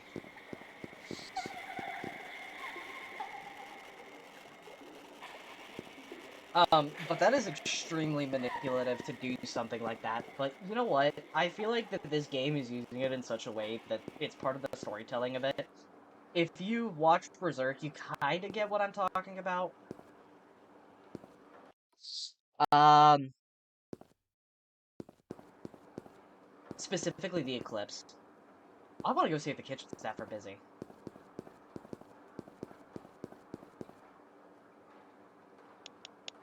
Kitchen staff are working on the other side of the door. Best not to disturb them. Okay, so...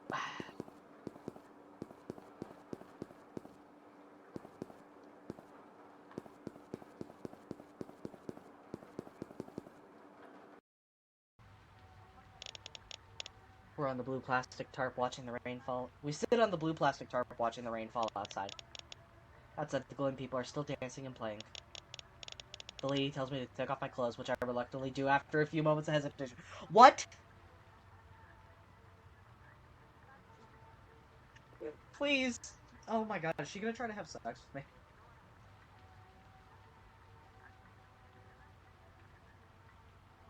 She gonna have... oh my god. I start to feel a bit more comfortable without the heavy waterlogged fabric hugging my skin. Even as the lady tells me, I hang my jacket and boots on the simple drying rack by the electric heater. By the... oh my god. By the time I turn around, I'm surprised to see she's stripped down to her underwear as well.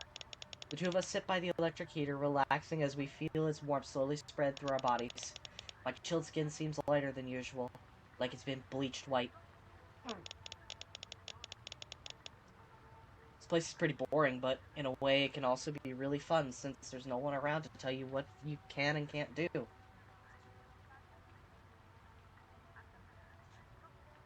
So she's cut on her legs as well. I could kill you right now and no one would even bat an eye. But you're cute, so I wouldn't do that. You know, I'm just tired of everything. The lady stands up and takes a deep, satisfied breath. Come on.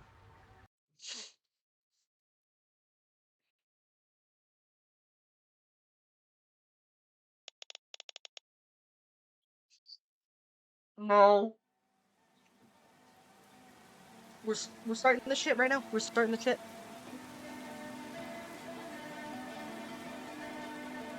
I don't have enough coffee in my fucking mug to play this.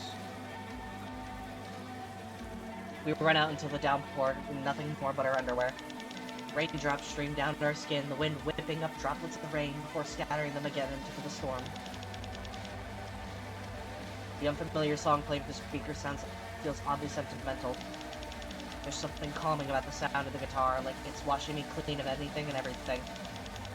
Although, at first I wasn't too enthusiastic about coming outside, soon I started to feel my body warming up as we danced round and round on the bonfire rising out of the metal drum. We run around the parking lot, jumping into puddles and playing innocently like children. Under the bright light she dances, gliding over puddles like a ghost.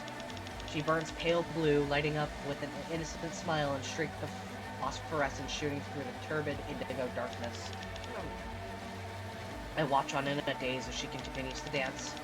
She pulls me into the fray by the arm, her nails digging into my skin. The middle-aged man who was circling the fire before her smiles kindly as he continues his tottering dance. The couple that was kissing is arguing now. The man seems to unilaterally her abuse at the woman as he grabs her by the hair. Holy... The woman's nose bleeds as she sobs ablaze with despair. This is your fault. This is all your damn fault. Just looking at you pisses me off. Don't you hear me? Damn it! Why the hell do I have to do this? Why? Shrieks of light cross one another, pulsating, throbbing, and then flow. My vision blurs. Black, white, indigo. The light refracts off the moisture that seeps into my eyes. Right. Just like that. Don't think about anything. Just move your arms and your legs. We hug, pressing our foreheads together. Don't forget me. Don't ever forget me. I won't let you ever forget me, no matter how many times you try to forget me. I won't. I know you won't. Isn't that funny?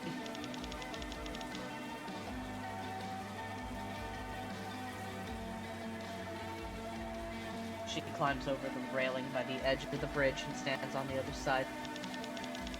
Even though I know she's about to throw herself off this bridge and kill herself, all I can do is look on. Why? Why am I just standing by and watching?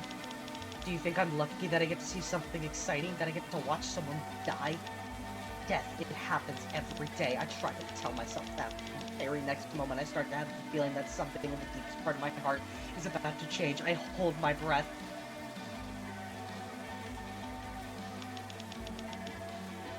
Bye-bye.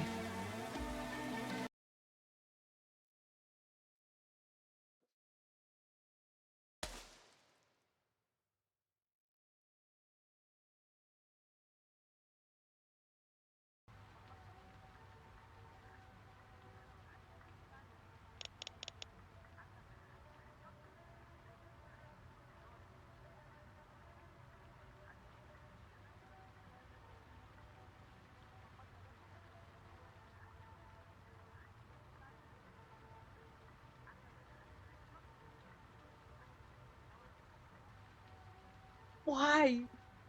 Why the fucking thump? No. No, and she's just fine with this?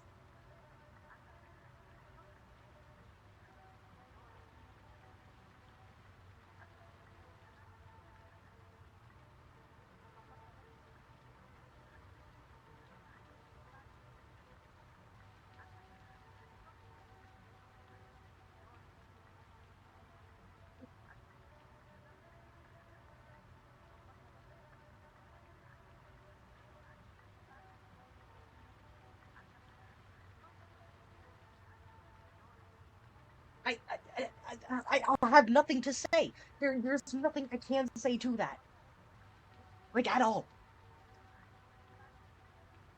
I, I, I don't know what you want me to say. I don't know what you want out of me right now. What? What the fuck? What the actual fuck? What am I supposed to do with this information? She's fucking dead. After being...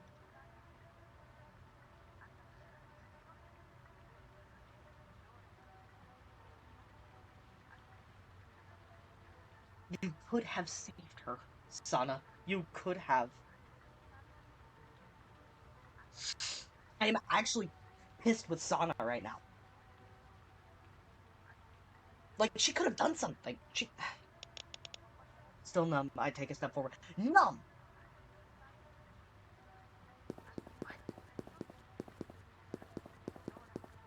This game is actually making me mad. The lady is dead! The man seems completely absorbed in the act of masturbation, seemingly growing more and more aroused with each stroke, but in contrast to his earlier violent demeanor, he caresses his shaft. He lies on his back facing the sky in a way that seems to be trying to be desperate for some...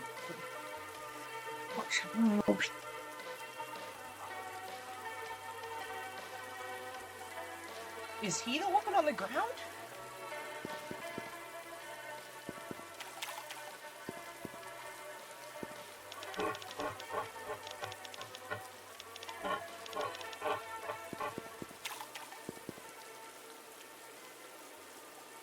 Pause. Just...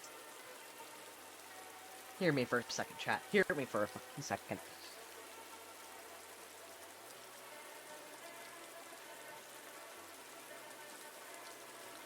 What was that series of events?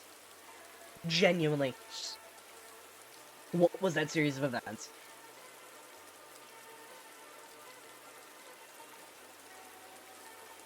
Why did that series of events need to happen?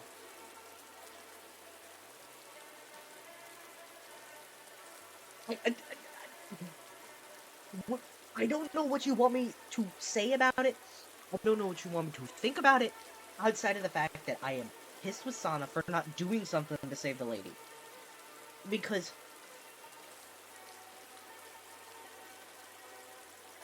It was just such a casual death. It was just casual like that.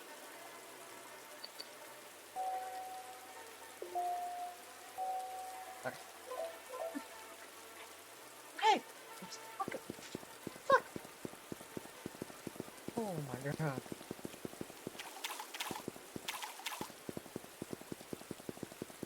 We're just casual suicide. Fuck. Minivan. We're gonna see the guy again?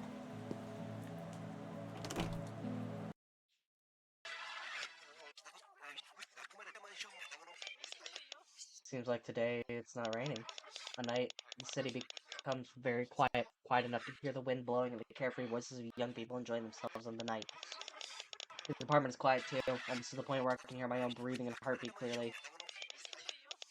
Lately, whenever I find myself somewhere quiet, I feel like I can see the contours of my own hideous existence coming into focus. As a real, chat from else catch it. I miss the rain. The rain conceals my existence, the sound of raindrops pelting against the ground like a cloak that keeps me hidden. I want to die under a dark sky, rain clouds looming overhead. Won't be long until I can die.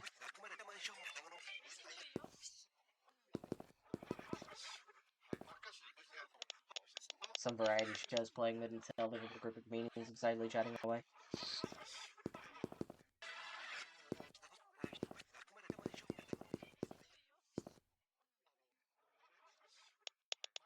Can't you just be normal?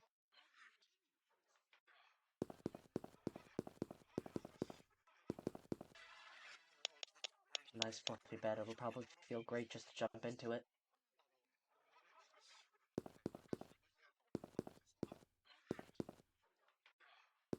What do you want me to do? There's nothing for me to do outside.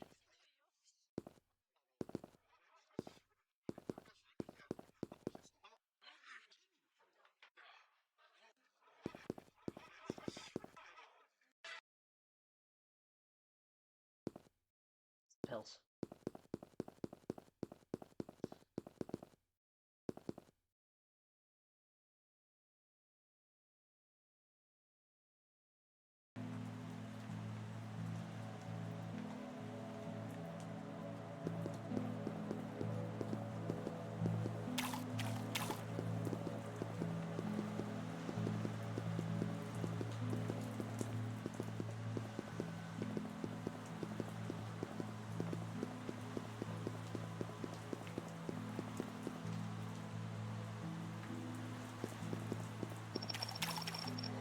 Maybe it would have been better for both of us if we never... Because in the end, there's no one you'll really open your heart to. That's why you're going off on your own. Maybe it would have been better for both of us if we'd never met. Because in the end, there's no one you'll really open your heart to. That's her boyfriend. Saying that shit. What the... Traitor.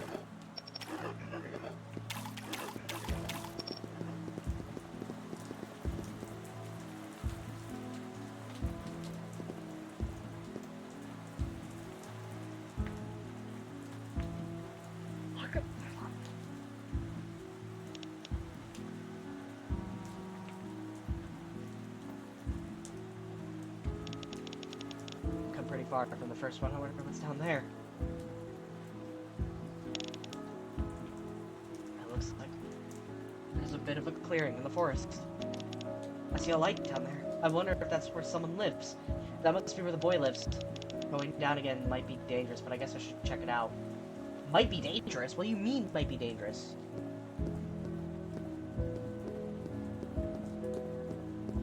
What's gonna happen when I go down this ladder? Sauna. Oh, this is the landfill. Yeah, this is where the boy lives.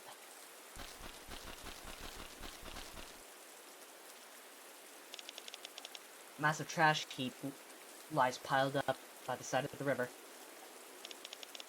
The mountain of waste stands so tall its peak is out of sight. There seems to be a lot of garbage strewn along the side of the river. I wonder if this is where it all came downstream from.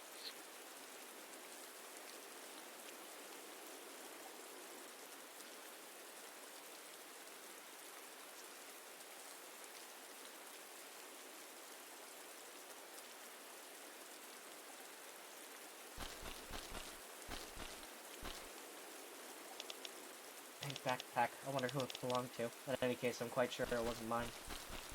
We got ads coming up in 5, guys.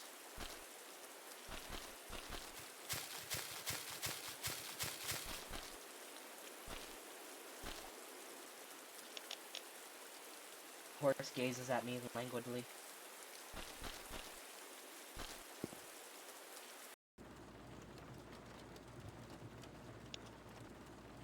Whoa. What are you doing here? You're the lady from before. You walked all the way here? Yeah. I did stop to rest for a bit at the store you told me about. I see. Then, as I was walking along the bridge, I looked down and saw there was a light coming from around here. So that's how you found this place. In any case, make yourself at home. Never had anyone over before, so I don't have anything to entertain guests with, though. It's nice and warm in here. Yeah, there's a literal mountain of stuff to burn for fuel in that pile of trash outside. Sort of in the middle of something delicate right now, but you could just relax or look around the place if you want. I need to step away for a second and just go get some water. I'll be right back, chat. Fuck. I'll be right back.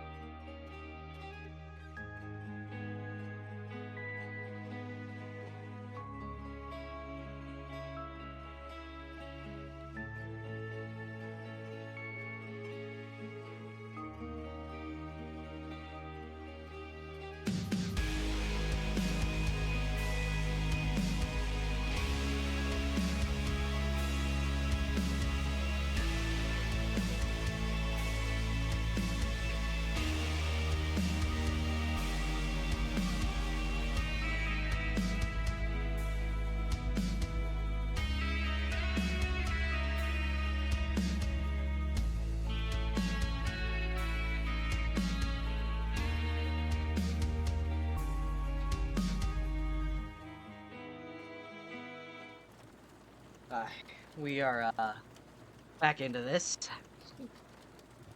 Holy fuck. Yeah, so... I need to just step away and use the bathroom, to be honest. Because, yeah, this game. I have no idea what its problem is, but it hates the feeling of everyone. Or it hates anyone feeling, so... Oh, shit, we lagging. Hard lagging.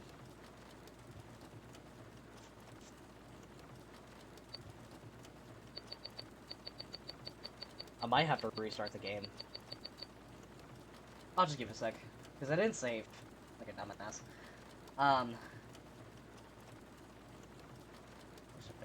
Of course I didn't save.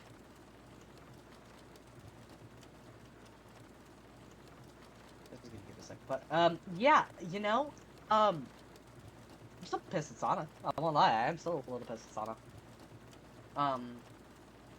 It just feels like more could be done.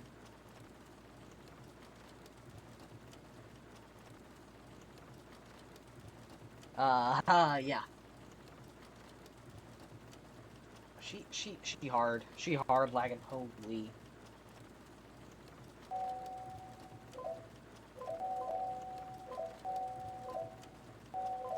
Now, perfect ads are in place now. I don't want to have to, like... Oh, it fucking crashed, damn it. It crashed. Of course the game crashed. I have to go in and reopen it. Oops. Okay. There we go.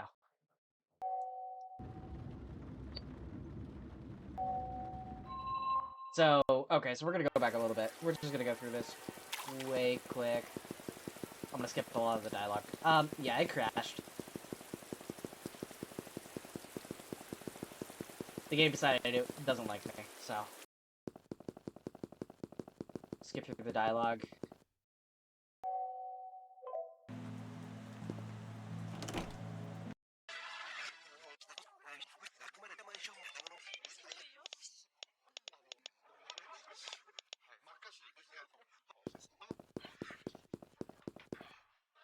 That should end it.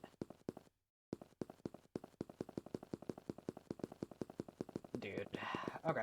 Yeah. We just get set back a little bit. I need Skyrim to save this.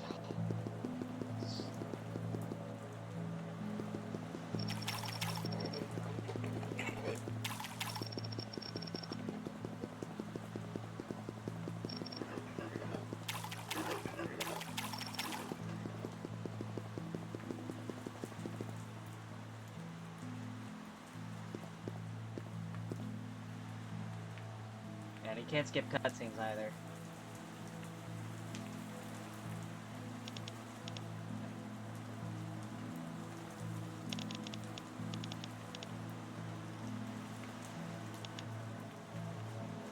Alright, there we go.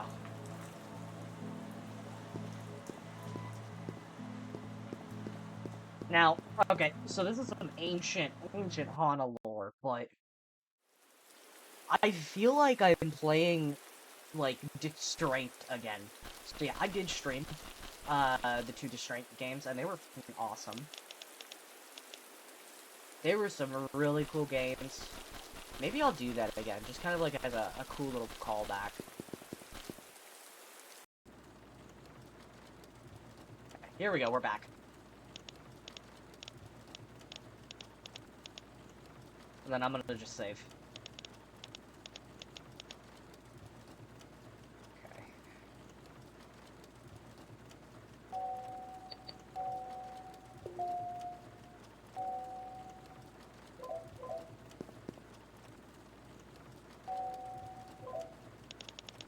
Shelf made of aluminum sheets lashed together with some cables.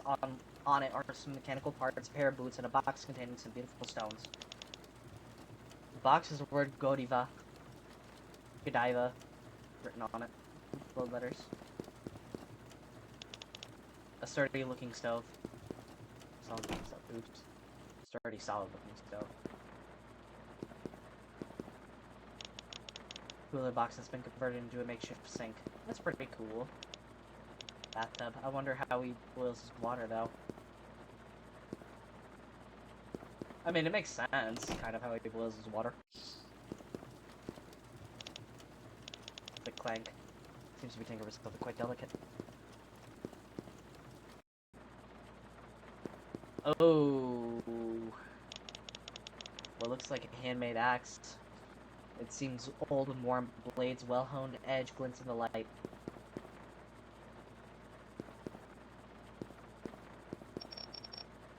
Whoa, how much further does this place go? That's what I'm starting to wonder. Well, I must have a lot of interest. Guess this is his little gardening space. I like house plants too. I used to put mine on the veranda. I don't think it's interest. I think it's survival, Sana. I don't know whether to call this life fulfilling or empty. Before I used to hesitate to talk to myself. And now I can ramble on and on to myself for what feels like hours. I used to have a dream to live for. But that was a long time ago. Now I'm just living to live. Lamble the horse. Florless the pine. Penniless the pine. Windy the silver birch. Ooh the poplar. Chains the cherry. Quartz dazzle the camphor. Newbie 1 the willow. Newbie 2 the poplar. Newbie 3 the false acacia. All I think about lately is dying. What should I do? So everyone in here wants to kill themselves. Everyone in this world wants to kill themselves. I think we've gathered that pretty well. Oh. The yellow binoculars. I think, is this some kind of a warehouse? Fluorescent lamps mounted on the wall flicker faintly. The muffled sound of rain echoes through the sheet metal and plywood walls of the long corridor. Seems like being underwater. So is that why everyone is here? Huh. Is that everyone wants to kill themselves? Like, I believe that is what's unifying the people. Huh. My upper body absorbs the fluorescent light, while my lower body is engulfed in shadow. I guess this is what they call a half-body bathing. There's something comforting about that lukewarm sensation. The feeling of the water is cold.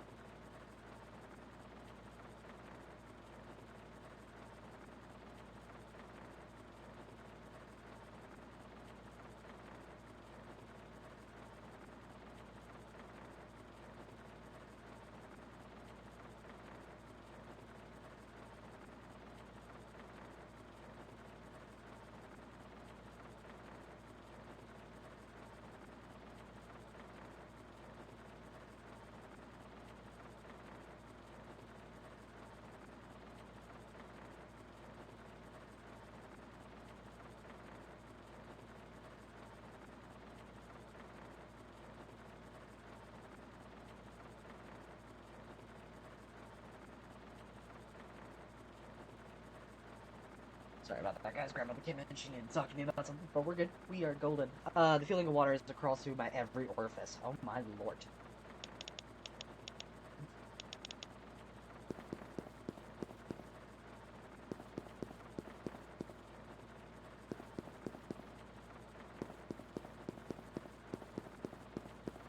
So how did Sana try to kill herself?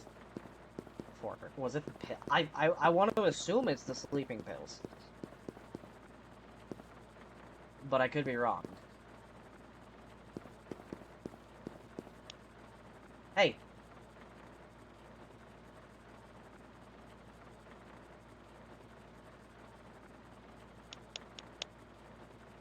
Where are you wandering off to, lady? Sorry, I was just so fascinated by your house. Whatever. Not that I mind. Pretty awesome, isn't it? Bet you didn't think it'd be this big. Took a long time to build it all myself, bit by bit, room by room. Is this your room? This is the room where I put up paintings I like. When I want to just lock myself away somewhere dark, I come here and sleep on the floor. Anyways, take a look around. Think of it as an art gallery. How nice of you.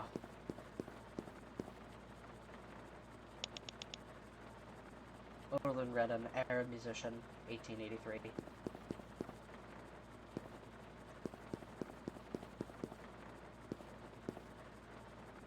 Oh, that is a painting.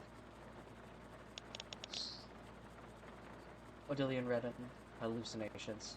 Oh my lord.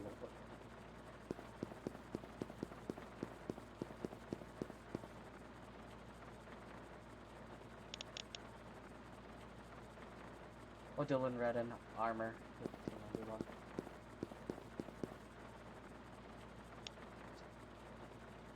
1591. Destroy. Me. Flesh, me. Please, destroy me. Please, use me. Let's make each other feel good together. Homeboy, you want to explain? Hell is this? When did you get into my house? I'll kill you.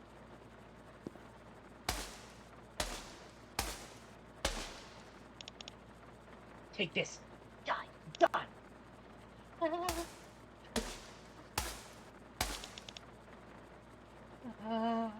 Feels good.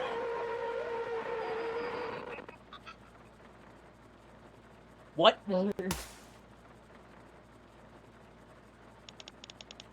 Whew, that should do it.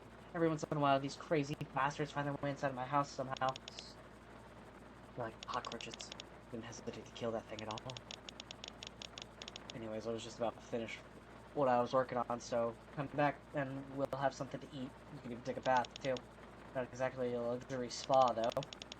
And I'm back if you want. I'll be getting things ready.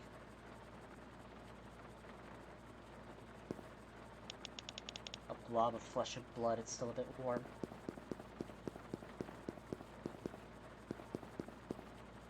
This game is just getting weirder the more I play it.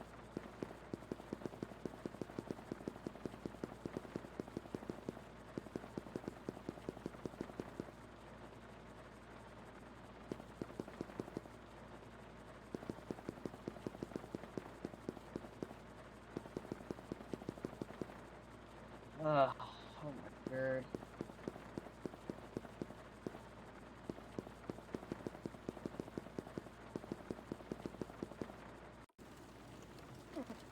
You have food?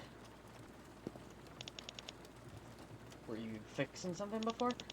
Yeah, I was doing some maintenance on this handgun I picked up a little while back in the trash heap outside. Whoa, is that a real gun? Yep, I've been into guns since I was a kid, so I can tell this is real. It's even got some rounds inside, pretty sure it'd fire. No idea why something like this was lying in the trash, though.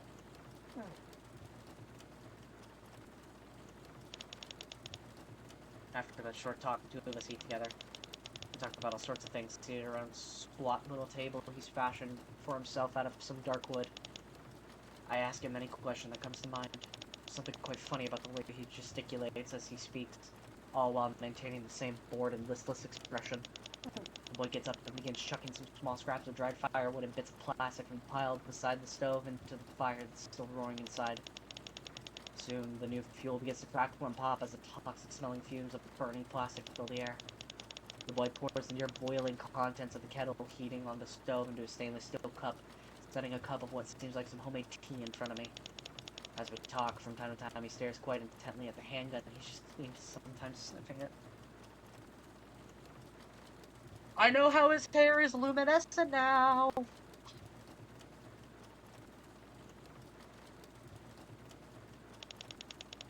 Sometimes when I go to sleep, I remember you could still see the sun.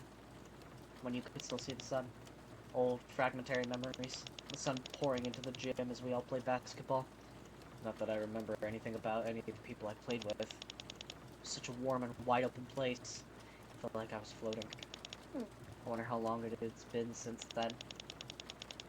There hadn't been any sunlight in this world for a long time. Just the warmth of my stove and the cold, sterile glow of the electric lights. But walking along the darkness puts me at ease. Maybe now this body only comes alive in the dark. He seems to mutter to himself quietly as he stares at the ceiling.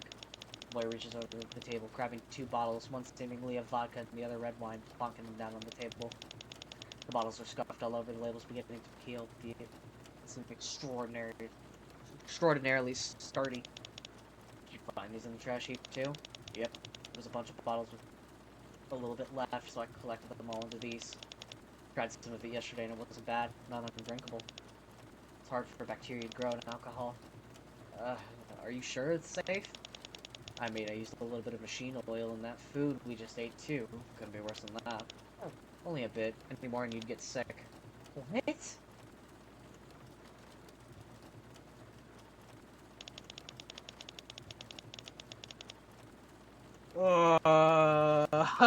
Okay. We're doing hooch now? Hell yes. I like a good hooch every once in a while. It's good for the soul. Actually, this one we might be better off avoiding, he says upon taking a swig out of the red wine bottle, tossing it into the pile of trash in the corner. In the end, we end up chatting about random things, slightly paused on the contents of the vodka bottle, cut with a little water. We can both hold our liquor, so neither of us get very drunk, just tipsy enough to have a heart-to-heart talk. He disassembled the gun and began playing with it. I wonder how long he's lived here.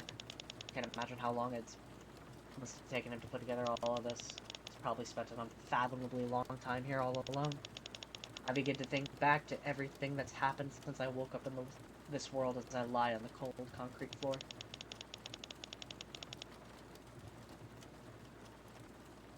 They're gonna have sex, aren't they? Holy fuck.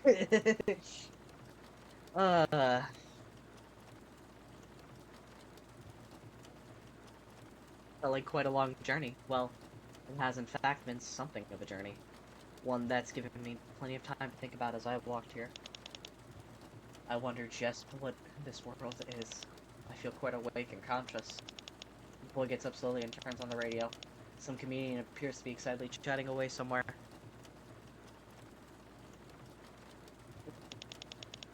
I laugh from time to time at their silly gags.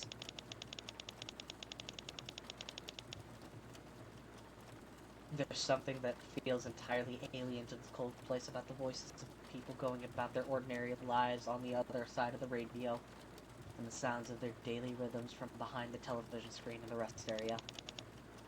I've seen 2 deaths since coming to this world. Faint warmth, the dead deer's last spurts of blood, the way the lady smiled mischievously one last time just before dying. Oh. Feels like those memories are beginning to seep into my mind and lay down roots. Perhaps even if I forgot everything else about them, those memories are some of their words will linger inside me. Almost like ghosts.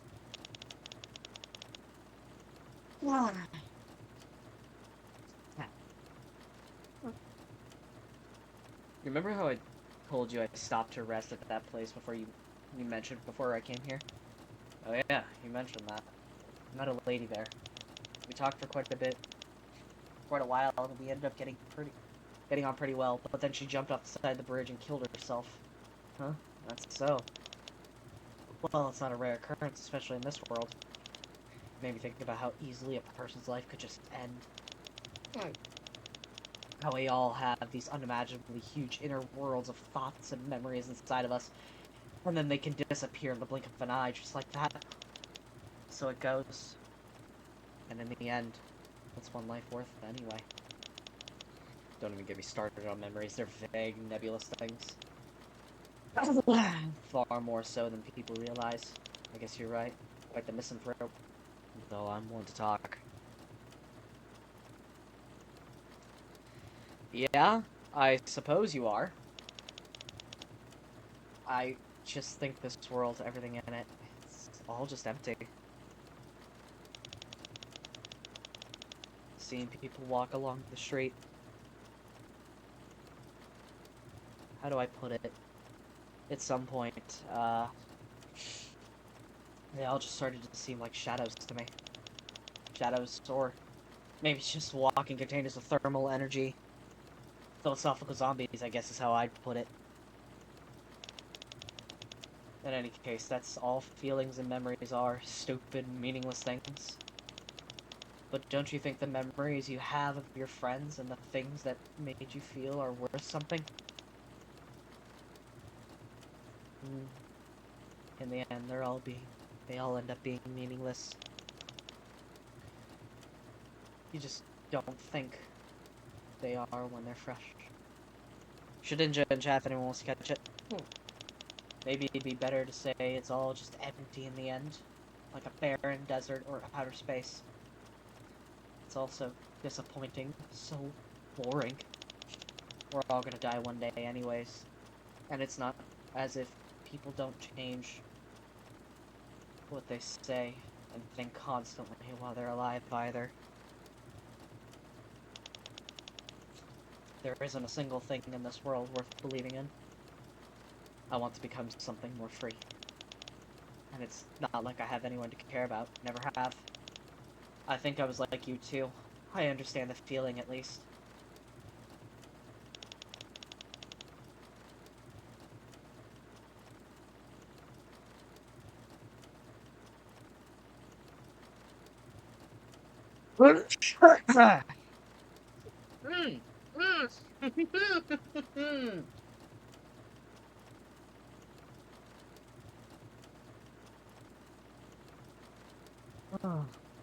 His voice has an even, neutral quality to it that seems to echo inside my head.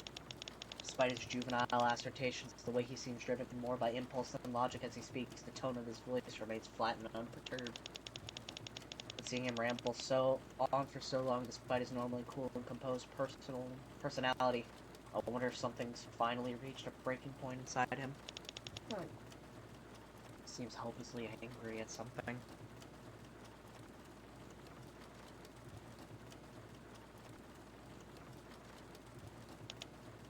Focus. I gather my consciousness. I focus on his voice, a voice that might have never left his throat if I'd have met him and struck up a conversation. His throat that might have only ever been used for breathing and swallowing food.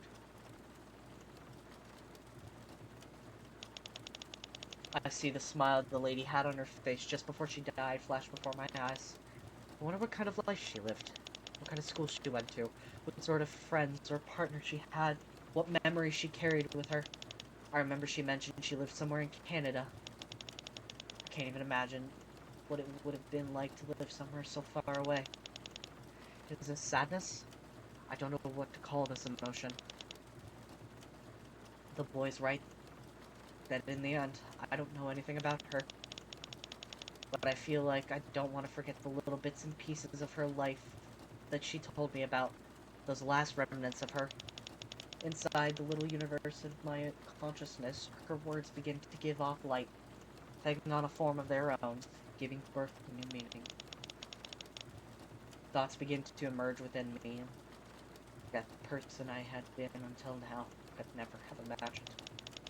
Is it precisely because I know almost nothing about her that her words were able to give birth to this kind of new meaning? If I'd known her better, maybe I would have found some ugly facet of her humanity and come to hate her, or simply grown bored of her.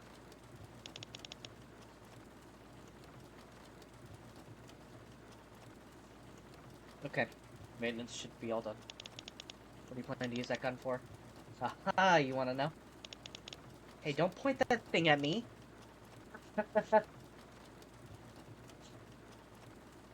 Please. No, no, not so suddenly, right?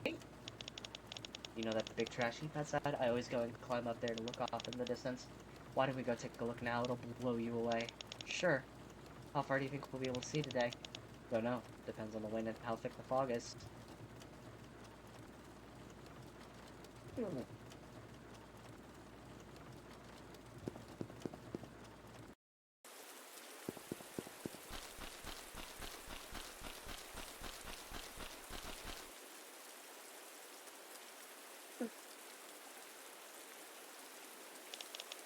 This is where I always start climbing up from.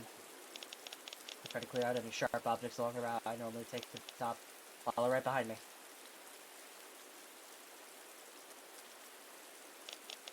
Be careful not to slip on anything.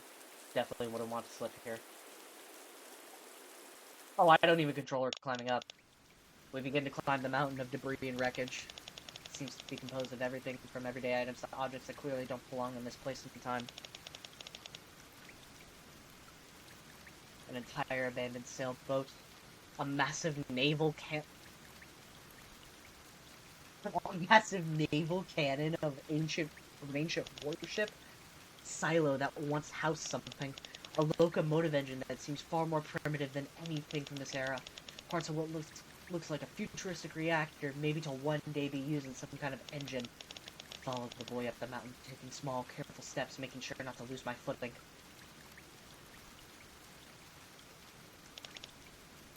It's beautiful. The scenery seems to blend into an iridescent blur, the city lights scattering and diffusing like smoke in the rain. Maybe it's just because we're high up, but it feels closer than I expected. There must be so many people living there. He was ahead of me silently. That's when I noticed he brought the handgun with him.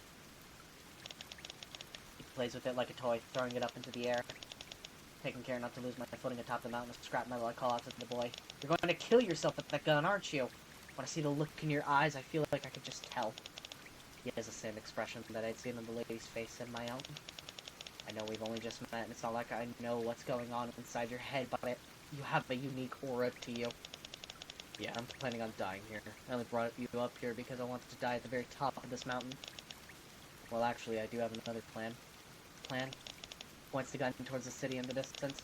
I want to kill someone, anyone in that city. Doesn't matter who, just a random, senseless killing. Man, this takes me back to the days when they all used to call me a crazy, goddamn freak. He speaks in his usual cool and in a different tone of voice, looking down at me from above.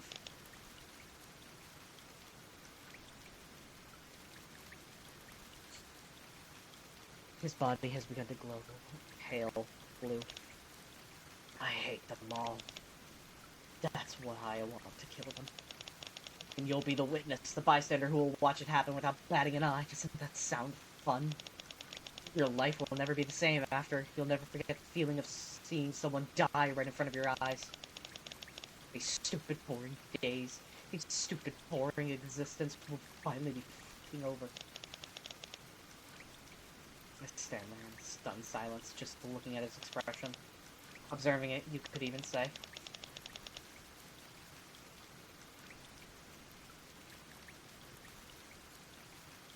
You know the moment you came by? That was when I was just about to end it, so I thought perfect timing. Since you were already here, might as well have you stay and watch me do it. I watched the orange neon lights in the city reflected in his eyes, honest eyes that betrayed the vivid, in a way, raw pain of the boy who's hurting. He continues, as emotionless and indifferent as before. I think this is it for me. Clenches the sleeve of his raincoat. That a freak like me couldn't live there anymore. I was always looking for a place where I could belong. I never found anyone in the end, but at this point, none of that matters to me anymore. And yet, despite everything, the two of us are still there, gazing out at the city in the distance. Looking at the city lights, I feel like I can almost hear the sound of people's voices, the smell of the atmosphere of the city as they go about their lives. We forget ourselves, picturing the memories of a past that never existed. Imagine us walking in the city, as if swimming in that lukewarm ocean of neon lights.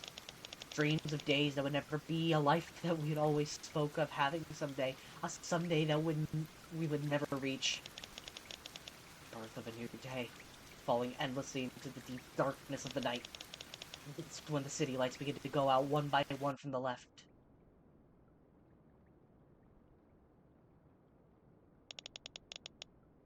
Was there a lightning strike? Or was it a planned outage? We look on together. It's as if a massive wave washes over the city as the lights go out. I hear the boy sniff beside me, and from below me, the sound of the wind blowing almost like the roaring of the ocean. kind of tranquility I've never felt before fills the air. One that's like floating weightlessly in the very center of the universe, embraced by the indigo darkness that surrounds me. The sound of the rain no longer reaches me. Parts of my face and his entire body begin to glow a pale blue, like the light of a comet or a neutron star. So this is how a person disappears. Who knows how many people have already died today? How many have died in the past 10 or even 100 years, have suffered in a loneliness no one else would ever know? I put my hand on the boy's shoulders. Maybe I've begun to pity him or sympathize with him. No, I think I just want to watch him, stand beside him, and feel him. I'm only observing him. His shoulders are still slender and bony. What if I can feel his faint warmth through his raincoat?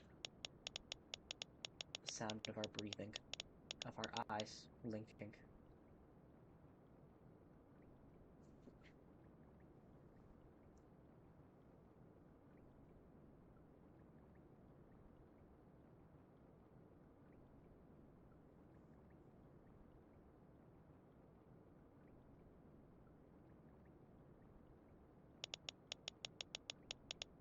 The faint, yet irrefutable proof that in this moment the two of us are still here.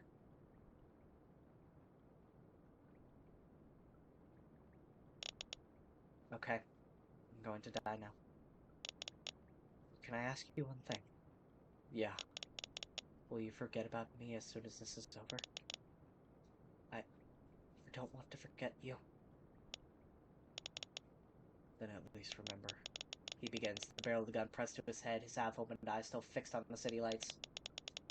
Please, at least remember that I said I hate them all, but I love them all too.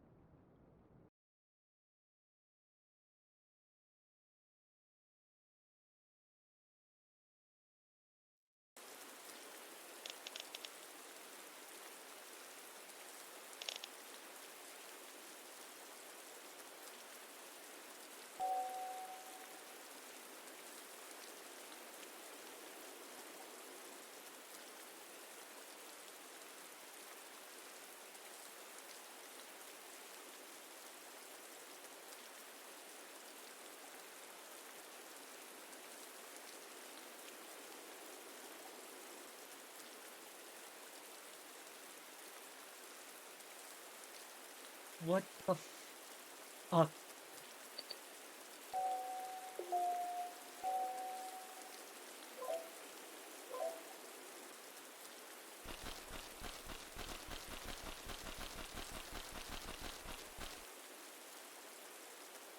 What the... no words.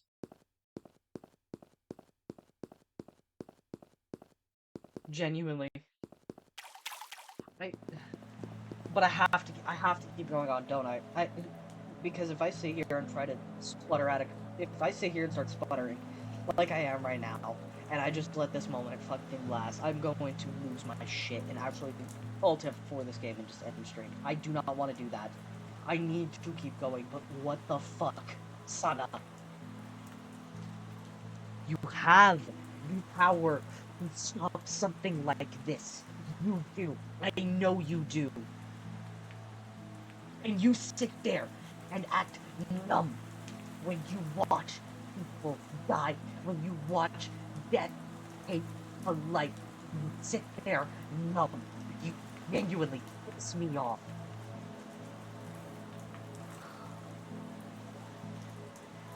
It shows how much you want to fucking die.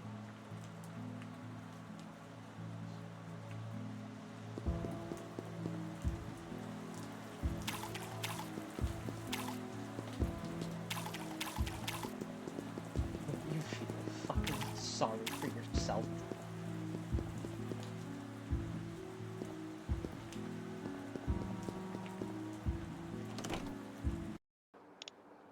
I'm home.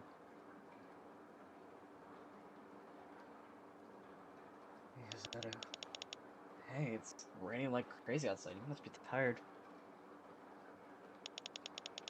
Whoa, look, somebody's laundry got totally blown away in the wind. Oh, I have a surprise for you. Hmm? Ta-da! It's your birthday, remember? So I got you a present. Oh, right, was that today? I totally forgot. But thanks. Can I open it? Of course. Think it's up, and if anyone wants to catch it. You got me a scarf, it's so cute. No, it's autumn already, and I already remember you saying you wanted a scarf.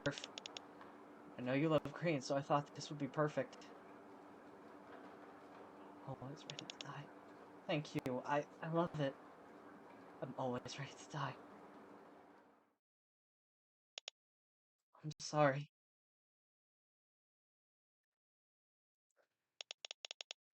A few days later, I decided to kill myself. It was raining on the beach that day, so I chose to do it.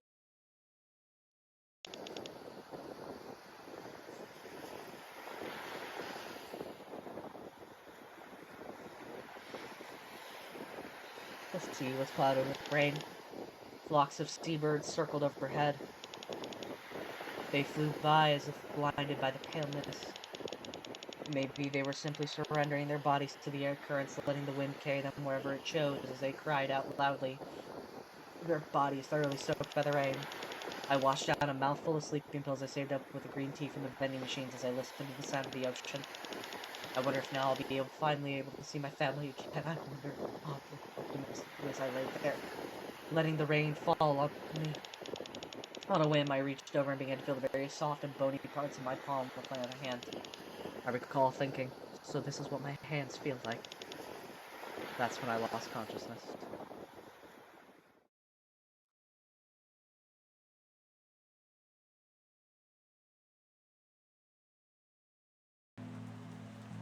So this isn't because we want to kill ourselves. This is purgatory.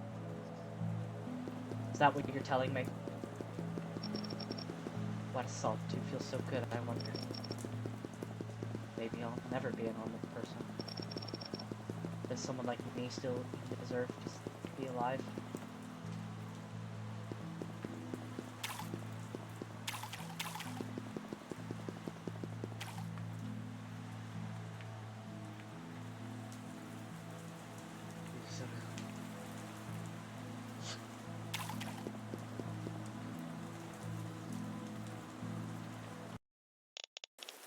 I know it wasn't easy making it here. I'm so sorry I never noticed how much pain you were in. You've come so far on your own. Let's go home together. No! Please don't make me choose. Please.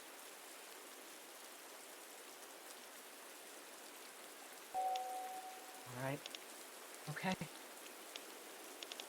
Alright, I'll go with you.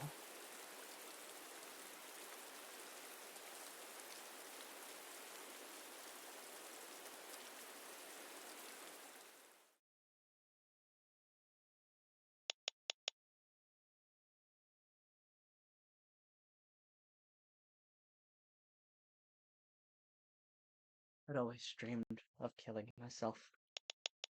When it was hard, when I couldn't sleep at night, I wanted to kill myself so badly. I couldn't think about anything else. I'm sorry. It's fine. You're fine the way you are. You and I are both misfits after all. Even though everyone seems to only think of you as this serious, dependable person. I guess I'm the only one who sees the real you. Come on, take off those wet clothes, then you can rest. You don't have to worry about anything anymore. The next time we go on a trip, let's pick a rainy day to go. I think it was being with you that taught me to love the rain.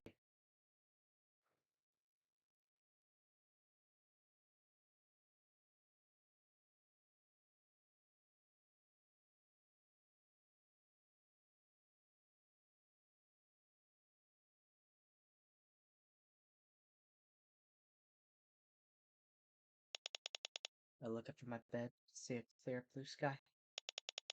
A raw, violent blue whose gaping jaws I almost feel like I'm falling into. Immediately, I start to miss the rain again as a wave of anxiety washes over me. Feels something like despair. Yes. I want you to show me all the ugliest parts of you, he says before he stands up and opens the curtains. The rays of light that shine in through the open curtains softly brush away the dim gray shadows that filled the room. The light is beautiful.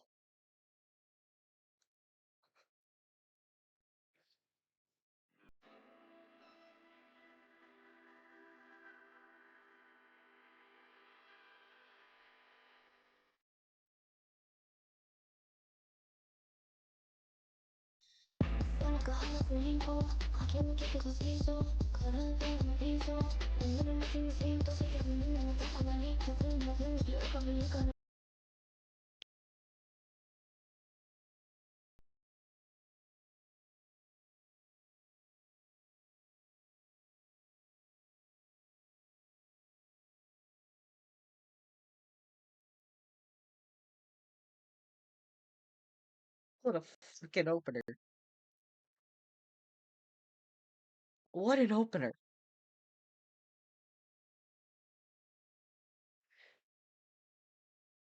Like, holy sh. That. Okay. Um. That fucking game. Chat, I can't be mad at her no more. I really can't. I want to be mad at Sana. I do. I genuinely do, but I can't. Because my guess is the how Sana was reacting was extremely um necessary for her to survive. Now, it looks like there's another ending. Obviously, I just don't want to go back and replay. That was already a lot, and not in a lot in the way that The Quiet Place was. That was a lot in the way of I don't know if I could reopen that game right now because that hit such a sensitive point for me. It really did. It really did hit such a sensitive point for me. Um,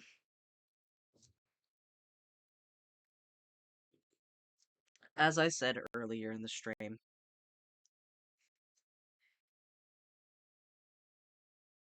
I would rather carry the weight of your burdens than the weight of your casket. And that still is true.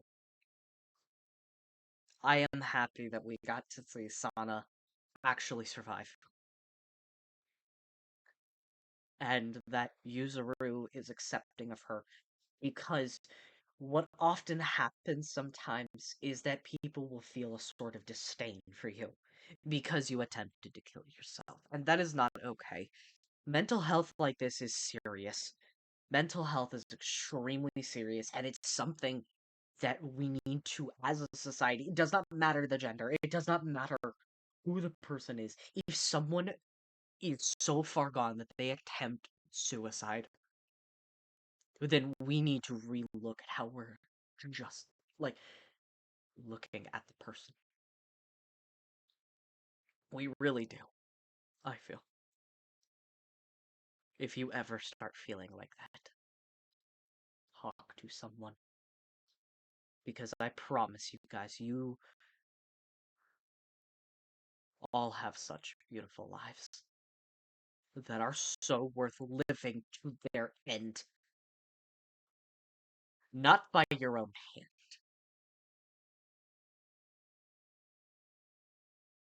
but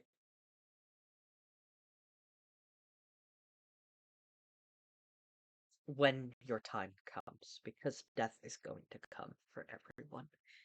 That is how death is. It is a guarantee. But promise me You don't have to say it in chat. You don't have to say it verbally. Just promise me that you will live your life to the fullest. And with that, I think that's a good place to end this stream.